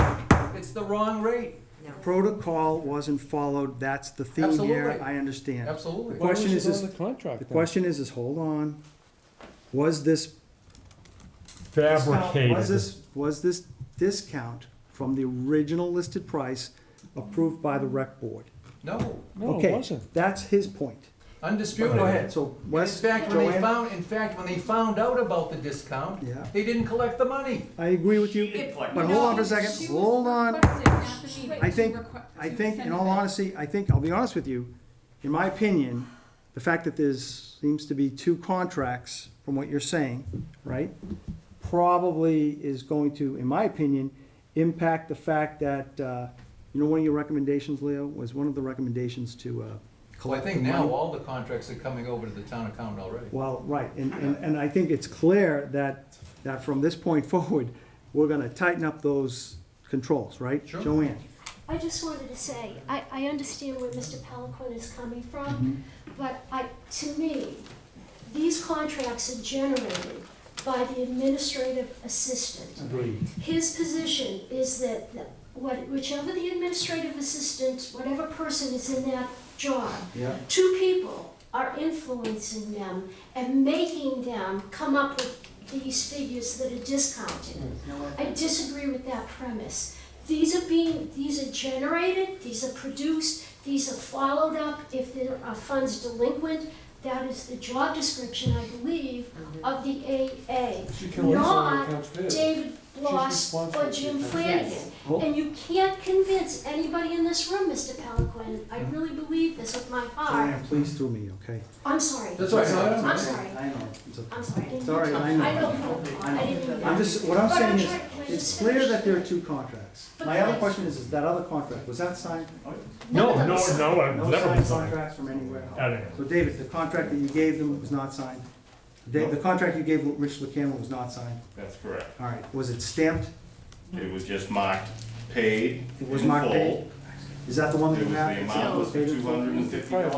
The prior No, one. it See was that one? Just deposit $250, Deposit $250. and the price was $250. It's right down here at the bottom. 250, balance due zero. All right, and I'm not, Balance to zero, paid in full.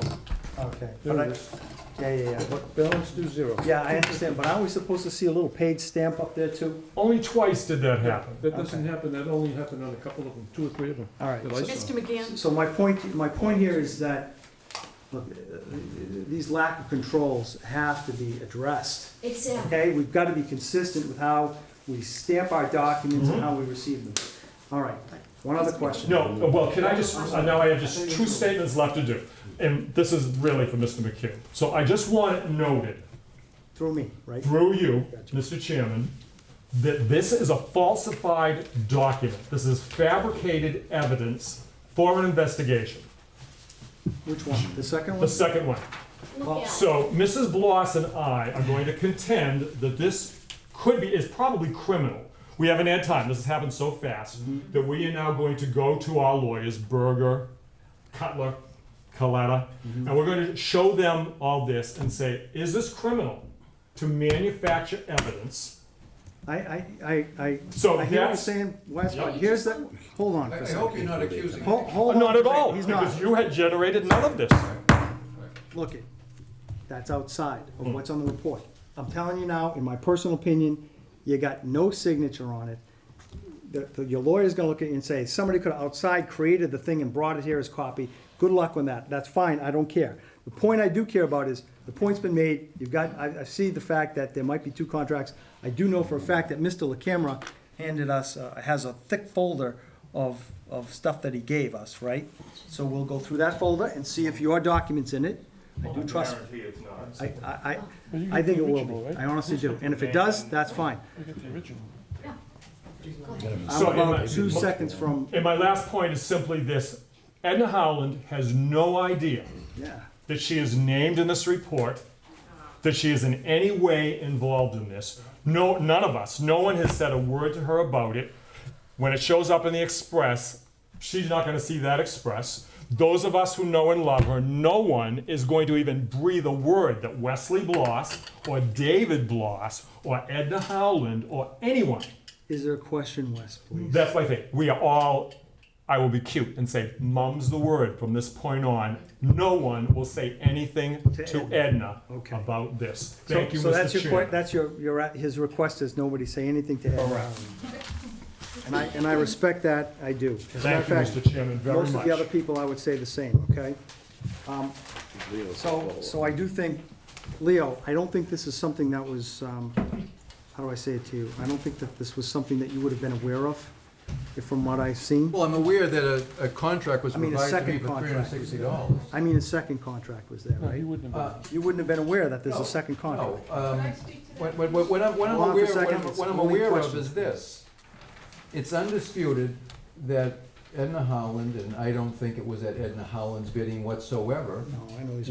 was provided with a cut rate for the use of Camp Kawani Lodge for several years running. Right. It's undisputed that her son was the chairman of the board. It's undisputed from the evidence that I've gathered that Mr. Flanagan had the supervisory role for rental agreements, okay? It's undisputed that the administrative assistants spoke to us and were Told you what to confronted do. with these documents and told us why they said what they said. It's also undisputed that Mr. David Bloss and Mr. Jim Flanagan refused to speak with us. Okay. The report makes clear.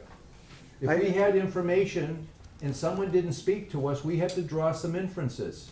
And we Leo. drew some negative inferences. So if I were to recap what's just happened here now is, and for us all, and for myself, basically, you're saying, again, it's protocol that wasn't followed through with regard to a discounted rate, but the point has been made by the bosses that apparently on this particular item, that there appears to be two different contracts for the same line, for the same item, okay?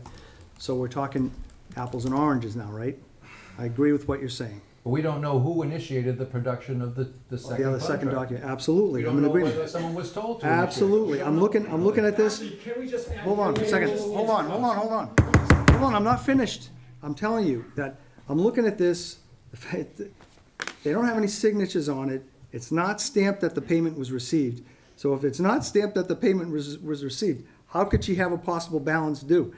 You know, I think those are the 3 points here that I'm seeing, right?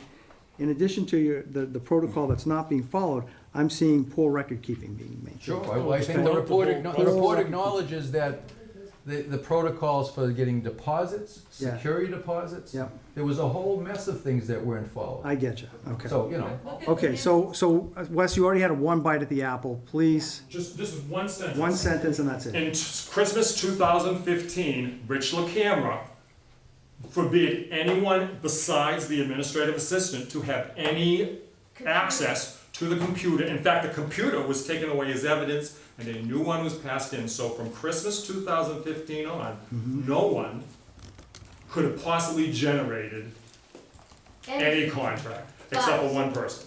well, who says that it was generated after Yeah, who you said can't that? prove that either. Who said So, that? yeah, you can't do that. So, all right, so Computer.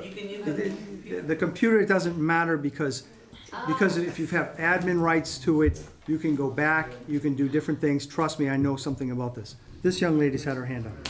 Hi, yes, Jody Hooper. So I just have a couple questions for you. Number one, where is it that your total cost has been? What, pardon me? The total How much, cost. what's your bill? I'd like to know the total cost. I don't know off the top of my head. I'm Is sure that I'm sure it's north of the $27,000 that was initially published. Okay, Okay. so we're up higher than that right now. Sure. My other question to you is when you're taking all these statements, okay, and you're taking it from someone like an administrator assistant, correct? The one that I had a pleasure to meet that I was not even in the report for that, which I'm kind of curious. I'm sorry, I didn't even catch your name. Oh, it's Jody Hooper. Oh, okay. So I addressed it several times with you and I had gone into your office With who? also. In regards to Nicole Campbell. I wasn't sure if she was looking at Mary. Oh, I'm sorry, no. So, my question here is, when you're compiling this and you're taking these statements with really not a lot of proof that I can see now, do you look at the character? Because you can now, you're because they're not willing to speak with you, you look at them negative. So, do you look at Nicole negative also, seeing how, isn't that her job description? And isn't this kind of hearsay, some of the stuff that has gone on? And like I said, I had the pleasure, and I'm not in the report, and I don't know why, because it was addressed very well with you, about a verbal assault that happened down there with my 11-year-old. Did you hear about that happened? Hold on. Well, you got about 14 questions. Can I go one at a time? Hold on. No, but I mean, I addressed that with Hold on. Michael. I mean, that was clear what Let's happened. stick to what's on the report. But that's what I'm asking, why isn't in the report? Why If isn't we're that looking at information- someone's valuable moral, right, and you're taking something that is hearsay with not a lot of proof, I'm sorry, and you're taking that and you're listening to that, right? And now we're looking at other things that had happened. Where are you coming up with that? How do you judge this person to be truthful? Well, first of all, as I said, it's a records-driven report. It's not by and large, it's not a he said, she said report. There are aspects of it that are he said, she said, okay? So, when there were aspects of that, we talked to more than one he or she, okay? So if you've got three she's saying that, and you confront them with documents that show discounted rental rates, where they have some indication that they had their hands on them, and all three say to you, this is how this came about, this is the way the place that was run. That's three of them, okay? I did not rely on the word of one.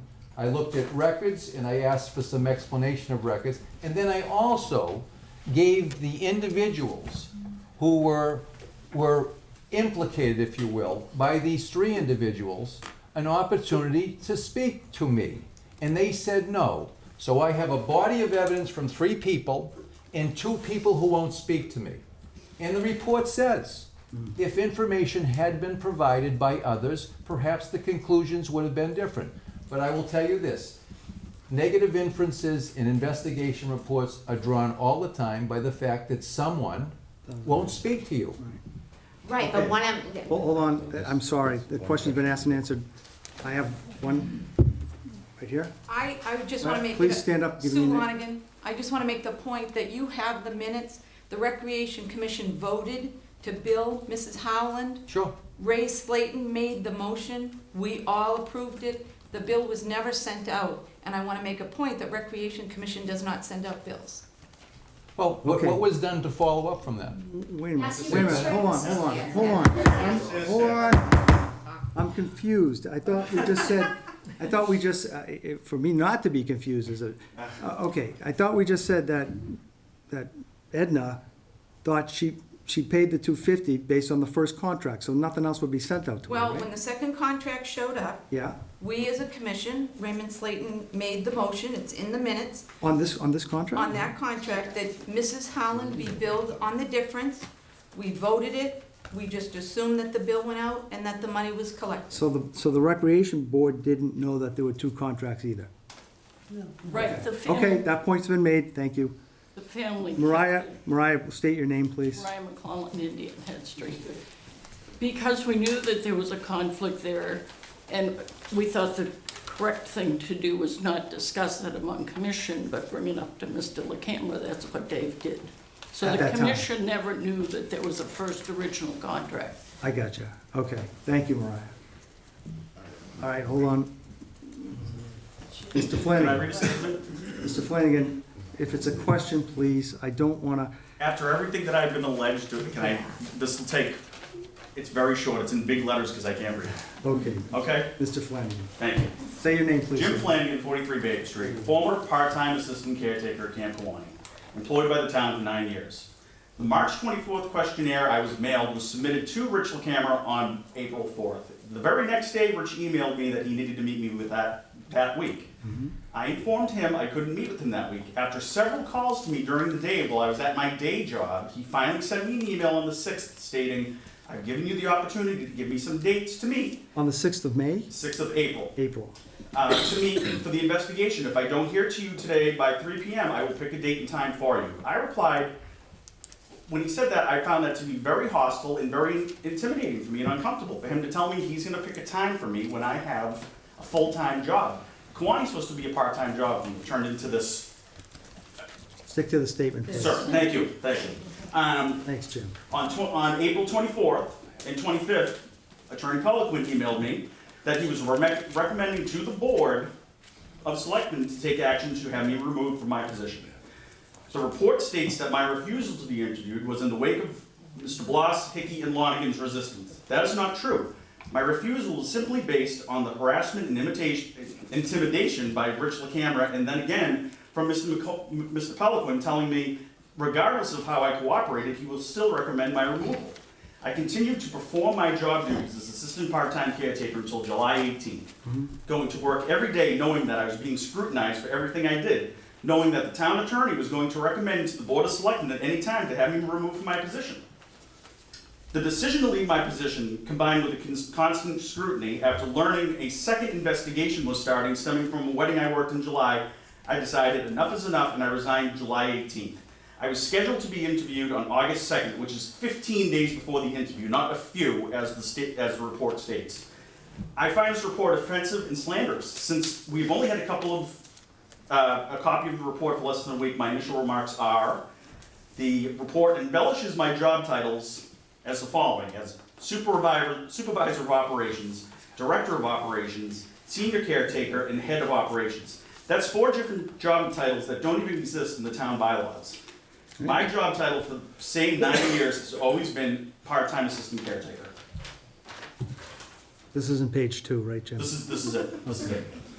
The report claims the Recreation Commission gained the authority to oversee administrative assistance and being in charge of applications and bookings. This could not be further from the truth.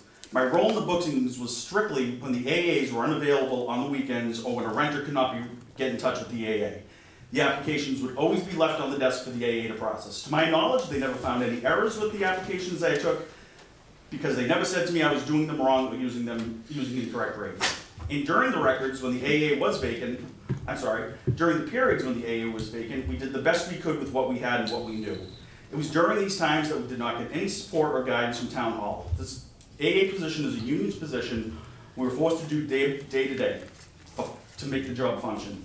You will see that bookings are not a part of the part-time assistant caretaker's job description. My last thing, I'll skip a paragraph. I enjoy my tenure at Camp Kewanee, and I miss it very much. I'm honored to have worked with and befriended many staff and recreation members during that time, especially my mentor, Jack King, who in a very short time showed me what pride and family work was all about. As a team, we were able to make vast improvements to the 64-acre historical Hidden Jewel to be used for recreation and special events, special days for weddings, for residents and visitors at Hanson alike. Thank you. Thank you.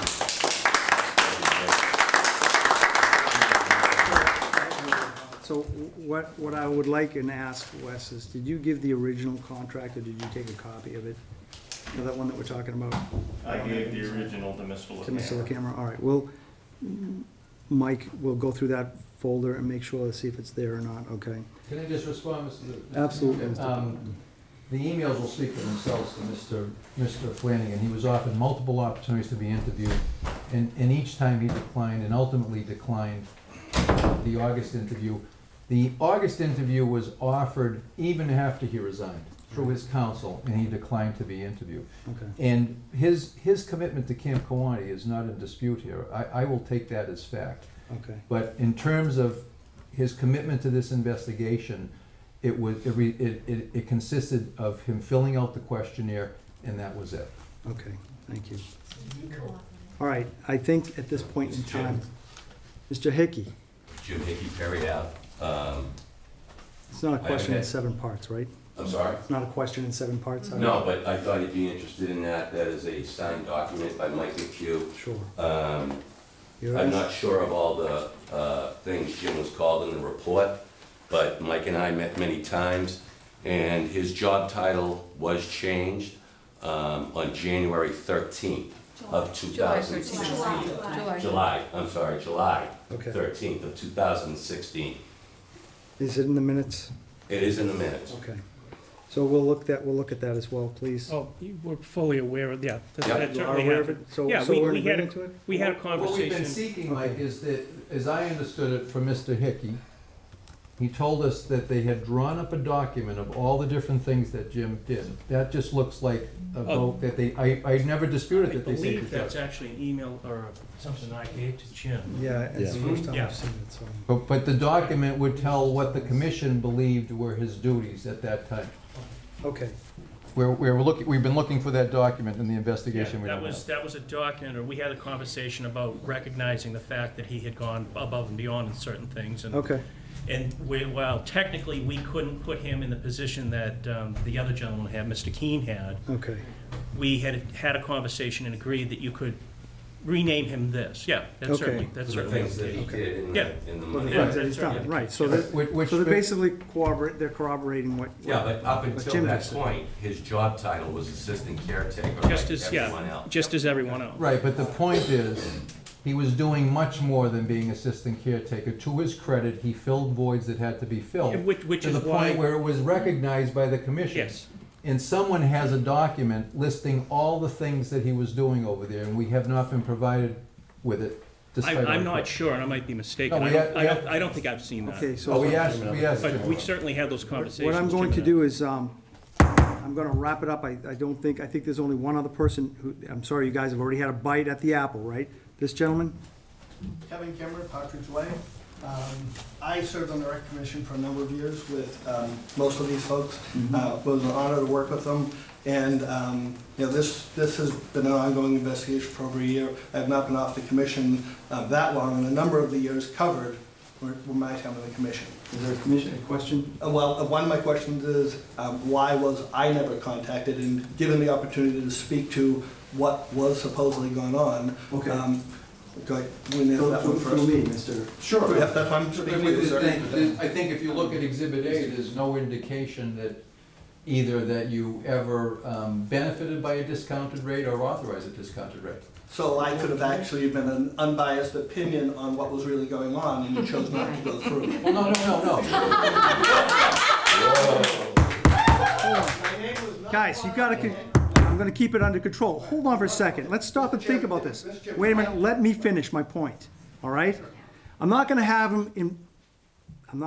people rip into us about the costs of what this is gonna do, and then he's gonna go out and start interviewing everybody under the sun who's been part of Recreation Commission, okay? So he answered the question respectively. I'm asking people to do it respect. One more outburst, I cut it off from the audience.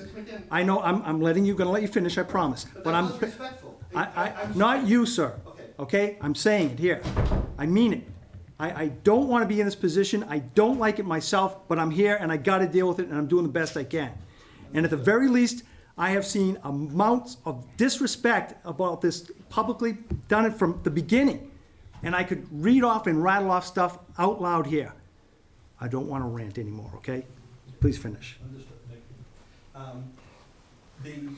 So I would like to make a statement, very brief, just because being on the commission for all the years, I can state that the administrative assistant's job was to do those things that they were told. Jim has done a tremendous job there, but again, only as he filled in the absence of an administrative assistant. These gentlemen corroborated that. They corroborated. But people are stating these contracts were generated through Jim or through Dave, and that's. Actually, they're saying that the discounts were. Right, and that, okay. Right, in the report. And if I were part of that conversation, I would tell you that that's not true. I understand. We have worked very hard, when available, with the town of Hanson. Yeah. And I'm just going to give two examples that I believe are in the report, and I have not read the report because I didn't have access. But my question for you to the attorney is, when the issue of Kiwani Bucks, which is in this report everywhere, but when it was brought to the attention of the commission by a new town administrator that we should not be doing that, did we not end that process? Sure, it's in the report. Yeah, he said it did. Yeah, Right. but let's be fair. Kiwani Bucks was a violation of the ethics law.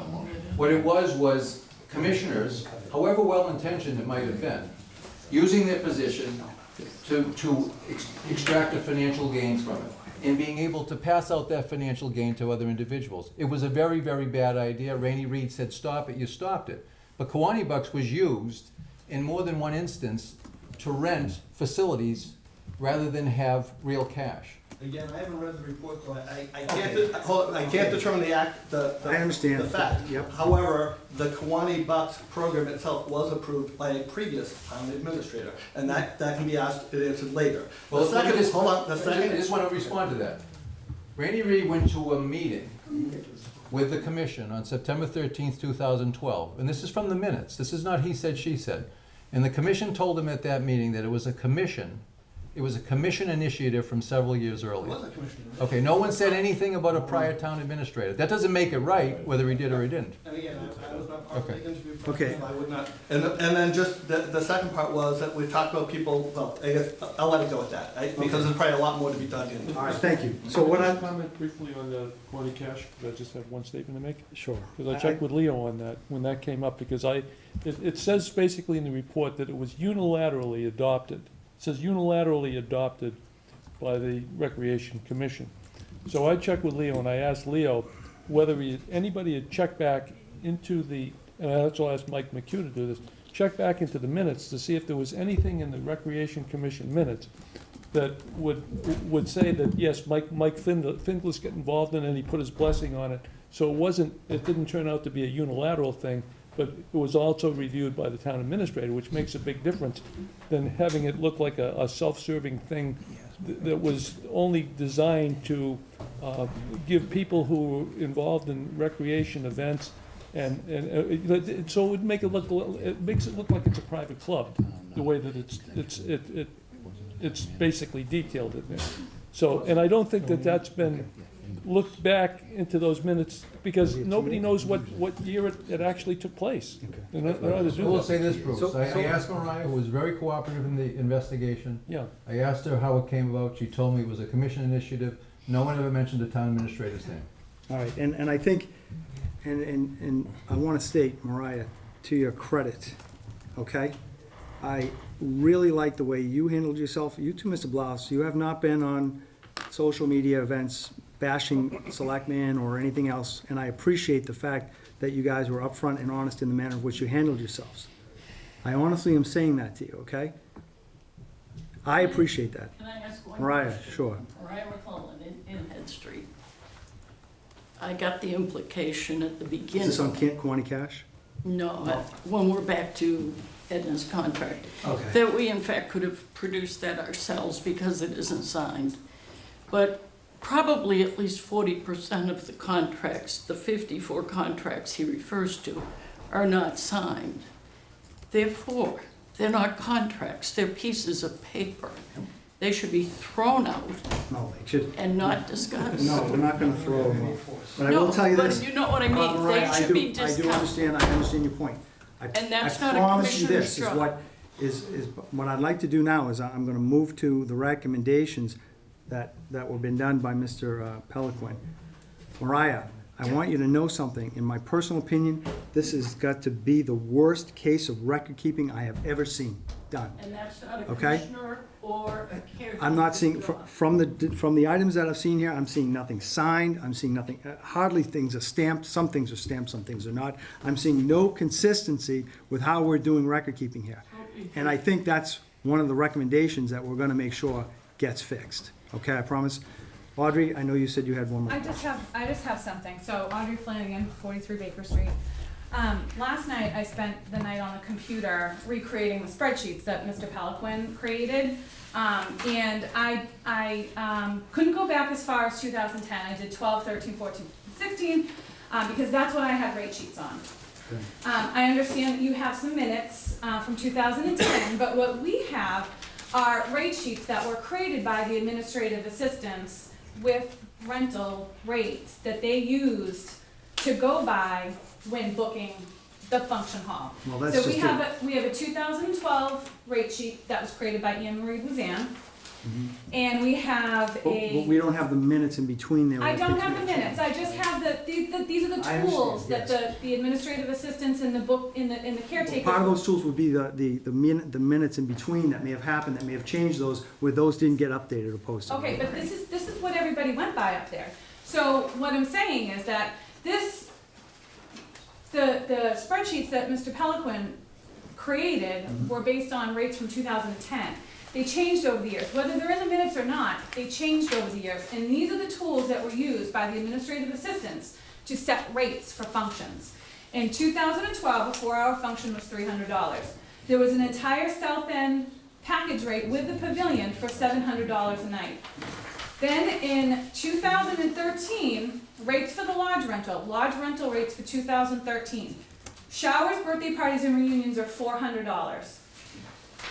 And then again, with the new rates, which were adopted by the Hanson Board of Selectmen on August 12, 2014, a 4-hour function is now $400 an hour. Okay. So based on So what's my the, recreation, what's the- okay, of those years, Mr. Peliquin's original revenue loss is $23,000. The actual $6,400, based on the rates that the administrative I thought his assistants number were was going more by. than that, Here, wasn't I'll it? give you a copy. No, his number was more than that, though. Well, this is just on those years, on 2012, 13, 14. That's okay, we'll give these to Okay. Leo, because we want, if Sure. you know what I'm If saying? you take out Bluegrass on the Bogs and the Joe Vaninis, the total loss is only $2,700. It's 10%. But the commission voted to increase the rates in 2010. But this doesn't include 2010. This No, I know, but they includes- voted to increase. Okay, I don't wanna argue with it. Right. You have to have a question, you have a question. I don't have a question, I just wanted to bring this to your attention, Okay, we'll because we give- talked about rates. We'll give these to Leo and have them validate them or dispute them or whatever. I have rates from when Rainey Reed visited the commission September 13, 2012, And that are in excess of, they had changed going up.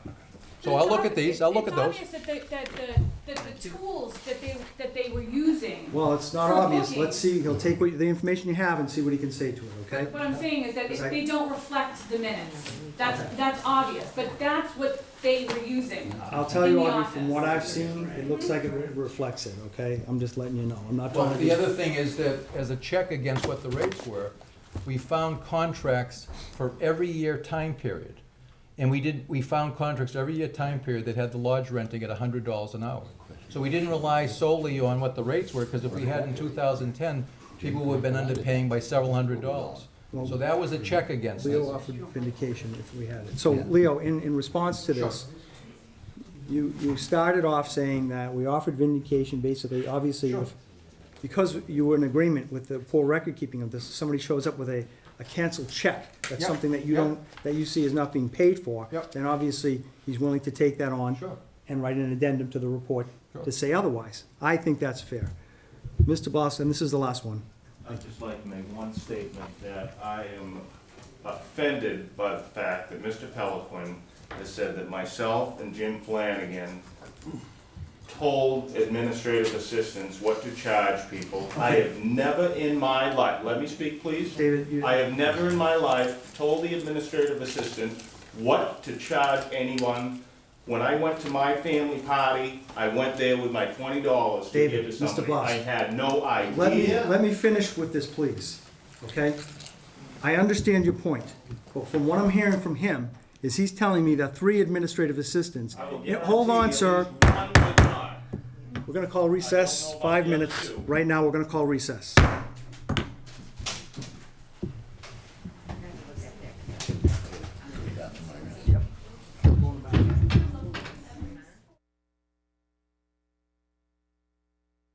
Tell us when you're ready, Carol. We're ready? Thank you. I want to thank Tracy for letting me know my flag pin was upside down, which meant I was in distress. I appreciate that. The stress call. Okay. Okay, so we're not entertaining any more questions with the audience on this. I think we've been vetted out. I do want to say, in my personal opinion, maybe what we'd like to say is just a few brief statements from myself personally, okay? I've looked at the evidence. I think what we are seeing here is evidence to support the claims that protocol is not being followed, okay? I also see evidence here that poor record keeping. It's very clear that we're seeing poor record keeping on this, and it's there. That's evident. Can't dispute that. There are some things that were to be disputed. The 2 contracts, which we're going to check into, I agree that based on that, the 2 contracts, if our attorney had the 2 right contracts that would have aligned, there'd be no revenue lost item on this, okay? So my point is just that. There'd be no revenue lost on this, and it would not be included as part of that. So I'm going to move directly to the recommendations. I believe there were 4 recommendations that our attorney, I'm going to put them out there one at a time for this board to either entertain a motion to accept, and if obviously we want to clarify it, let's keep the words fairly limited so that we know what needs to be done.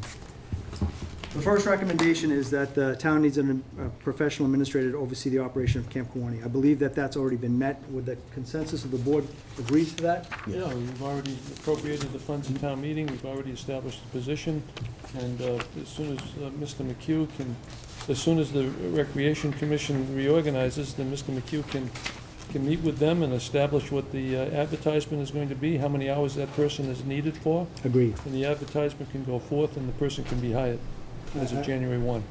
So does anybody have any objection to that point? Excellent. Moving on to the next item is the consistent with the Board of Selectmen's rate-setting authority, any Recreation Commission policies and procedures, and any decision of the commission having any impact on rates set by the board must be approved by the Board of Selectmen and the town administrator. Any request for a discounted rate must be recommended by the commission, the professional administrator, and the town administrator, and approved by the Board of Selectmen. I'm in perfect agreement with this. I think if we had this, then we probably wouldn't have as many of the issues that we're seeing here now. I'd like to see something very similar done to how we do liquor licenses. You know, Camp Kawani, original rate, discount rate, and the reason why. You know, whatever. Just those 3 things. Keep it simple, keep it to the point. And Mike, you have to have that information on the agenda each time. I'm expecting that's what I'd like to see. Yeah, well, what we'll do, Mr. Chairman, is, as I think you just touched upon, we'll come up with a form. Absolutely. Similar to a liquor license form that needs to be routed to the appropriate personnel, the appropriate boards, and then eventually come before this board for final blessing. Thank you. Yeah, and Mr. Chairman, we could also include that and update the policies and procedures so that it reflects that as well. In when we hire the new rec commission? Yeah. Okay. All right, I'm with you. Mary, do you get that all? I'm gonna take it right off of what, Plus you'll have the video of this, right?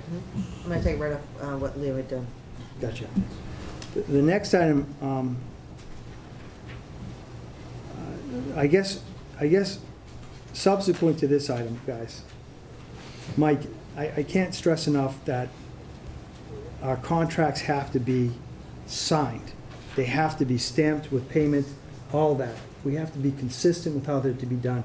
The town accountant, I believe he's the one who gets the final records. Every contract. Every you're supposed to- contract? Every contract that's executed by anyone in the town. Okay, so I'd like to see maybe from the administrative assistant, a bi-weekly reconciliation. This is who's renting the cabin, this is the days that they're renting it, this is what they're doing for the function halls, and here, Excel spreadsheet, and here's the payment for each one of them, right? I already meet with her once a week to go over all that. I'm up there at least 2 to 3 times a week to review the contracts that come in. I have been signing them. We have completely revamped the whole contract, the whole format of the contract. Okay. But certainly, I couldn't agree with you more.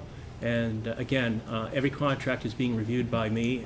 We're going to put it in writing, in a policy.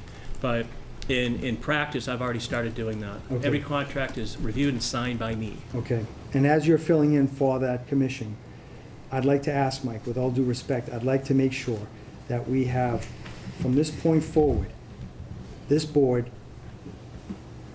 approves any and all rate variant, any variance from any rate, from the established rate. Yes, as it Okay. so happens, Mr. Chairman, and I'm not going to get into it tonight, I had such a request made just today. Okay. And I informed the parties that I would be bringing that before the Board of Selectmen, again, even before this discussion. Cool. Even before you voted on it. It's my intention, and it should be, of course, as we're discussing, it'll be the policy and the procedure for the rec commission when that's back up and running. Mhm. Everything comes before this board for Okay. any such variations. Yes, sir. Thank you very much, Mike.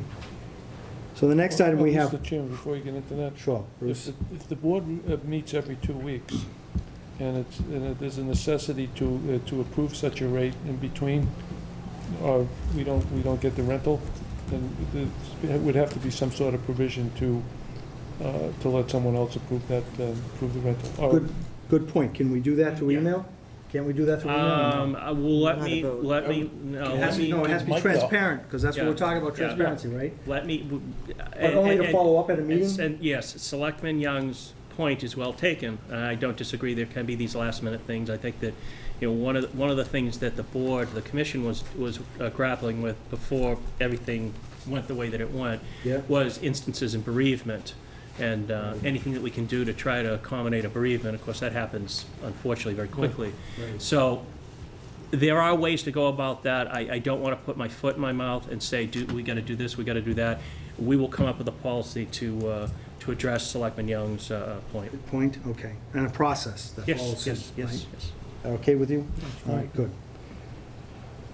Next item we have on here is any contract entered into by the Recreation Commission, and this would be you, Mike, now, right? Including a rental contract, must be approved by the town administrator. Since you're both, Mike, I don't want to introduce a conflict of interest there, because there is. With respect to vendor contracts like the ones for the bar service and classes at Camp Kawani, they must be signed by the town administrator to be binding on the town or the commission. The town administrator should review all of the existing vendor contracts.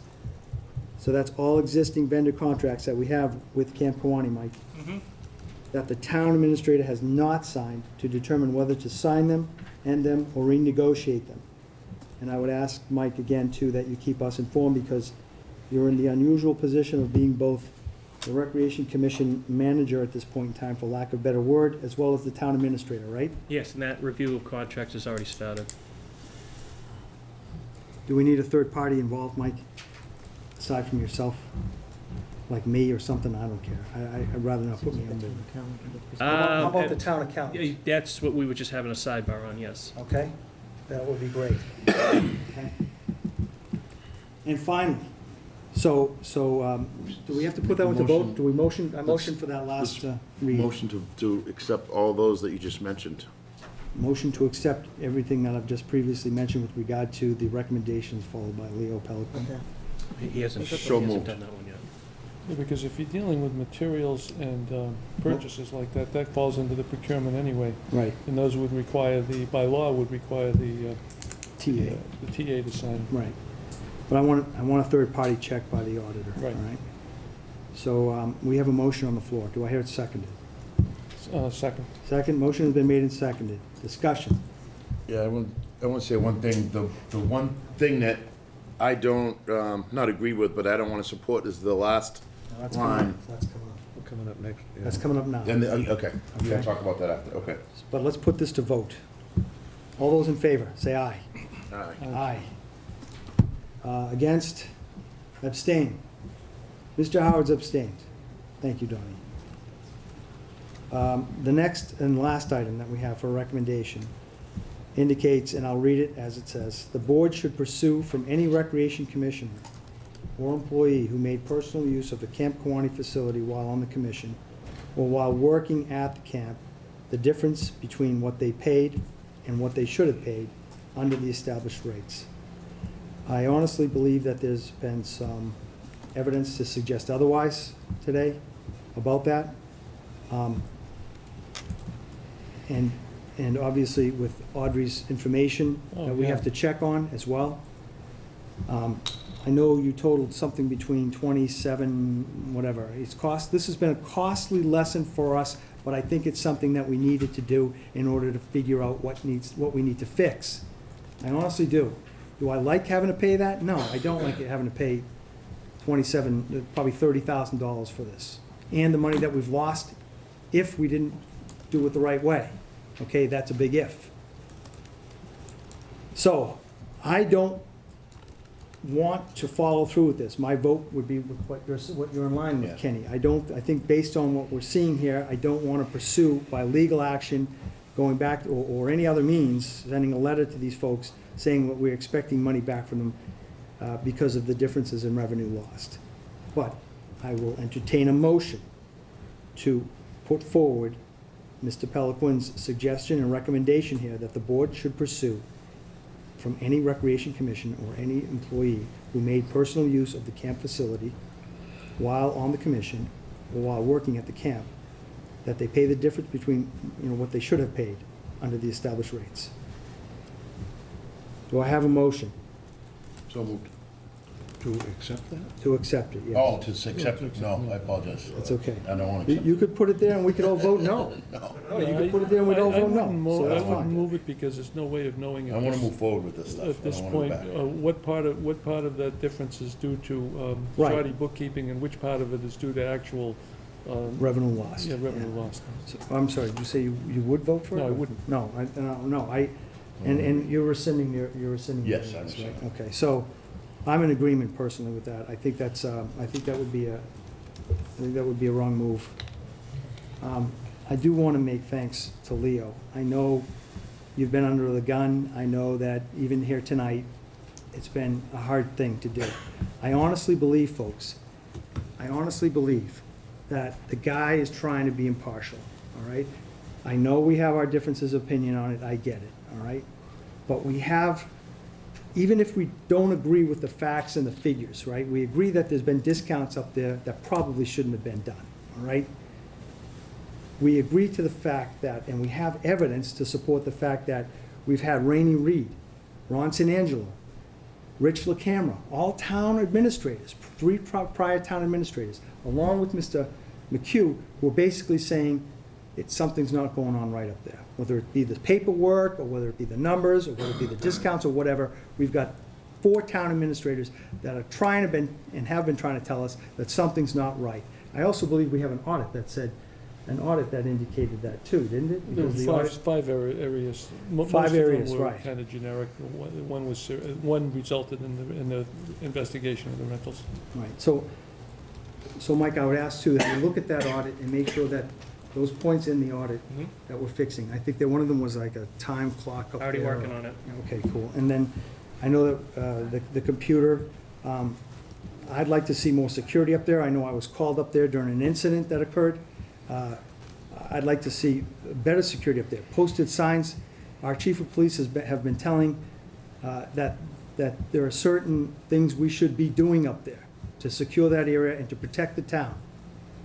Anybody rents the hall for anything, any time period, they should have filled out a contract. That's clear. Whether it was $0 or not, it should have been filled out. A disclaimer, we're putting the town at risk by not filling out a contract. And it is being done now, Mr. Chairman. Right. But it wasn't. No, it was not. And that's a huge liability. Mr. Chairman, and I only want to add to what you just said about anybody renting the lodge.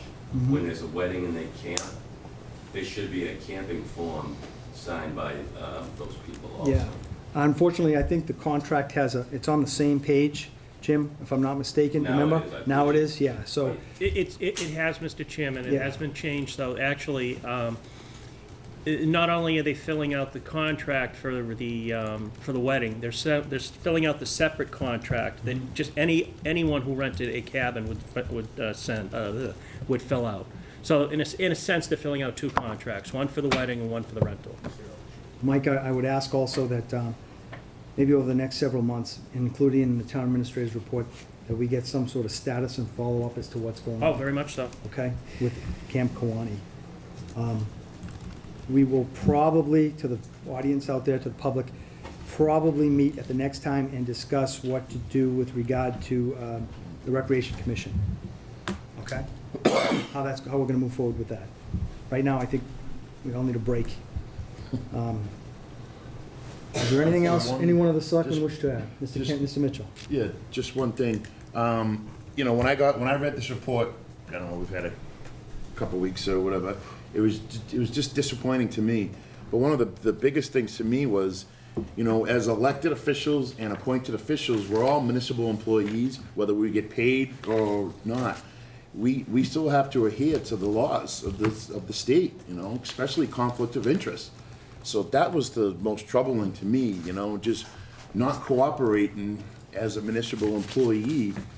That kind of hit me kind of hard. So just remember that moving forward. Anybody that's on a commission, if they're appointed, if they're elected, you know, we have to follow those laws. Those laws are in place for a reason. That's it. Thank you, Mr. Mitchell. Does anybody else wish to say anything? Mr. Scott, do you wish to say anything? Bill? I know, I agree with the board. I don't think that with everything that has gone on, we don't need to go after the money. It's a shame that we've got to the point where we've spent so much money to get to where we are. Hopefully, we can move forward as a result of this. And I would like to just let, you know, we really respect the volunteering and the work that's been done in there. But technically, we volunteer also as Board of Selectmen. We don't get paid. And if we break a rule or something that people don't like, they're all over us like a wetsuit. You don't have the right to break the rules, in my opinion. I'm saying that. So that was what bothered me the most, was the way this all unfolded. And I'd like to, hopefully we can move forward as a result of it. Thank you, Mr. Scott. I think tonight's meeting, I know we were asked to put it off by 30 days, but honestly, I think we needed to move forward. This was the time, and I think this was a good meeting. There might have been some, you know, you're gonna hear some good stuff, you're gonna hear some bad stuff saying about it, but honestly, I think it was pretty good. Mariah? If we have corrections, is there a time limit to get them to? That's a great Because question. we have many corrections. Yeah. And we Would need time to get them pulled together. would the end of this month be good for everybody, or is that too much time? 2 weeks. Too little. Our attorneys recommend 30 days. 30 days from now. Yep. So we're talking We the have end of 30 November? days. Sure, whatever the state. And I'm giving you more than 30, right? 30 business days, calendar days, I'm assuming it doesn't matter, right? 2. All right, so we'll go with the end of November. So if we have evidence contrary to the, Evidence of contrary, And we'll collect it through Mike, Mr. Pelican he'll collect it will all, make we'll an coordinate it, and then give it all to Leo at once so that we can keep our bill down somewhat, right? I hear what you're going through, I hear what you're saying. I would only ask Mr. Chairman, you know, to pass in a document for someone who hasn't spoken to me before and not be able to ask questions about it is not the way to do it.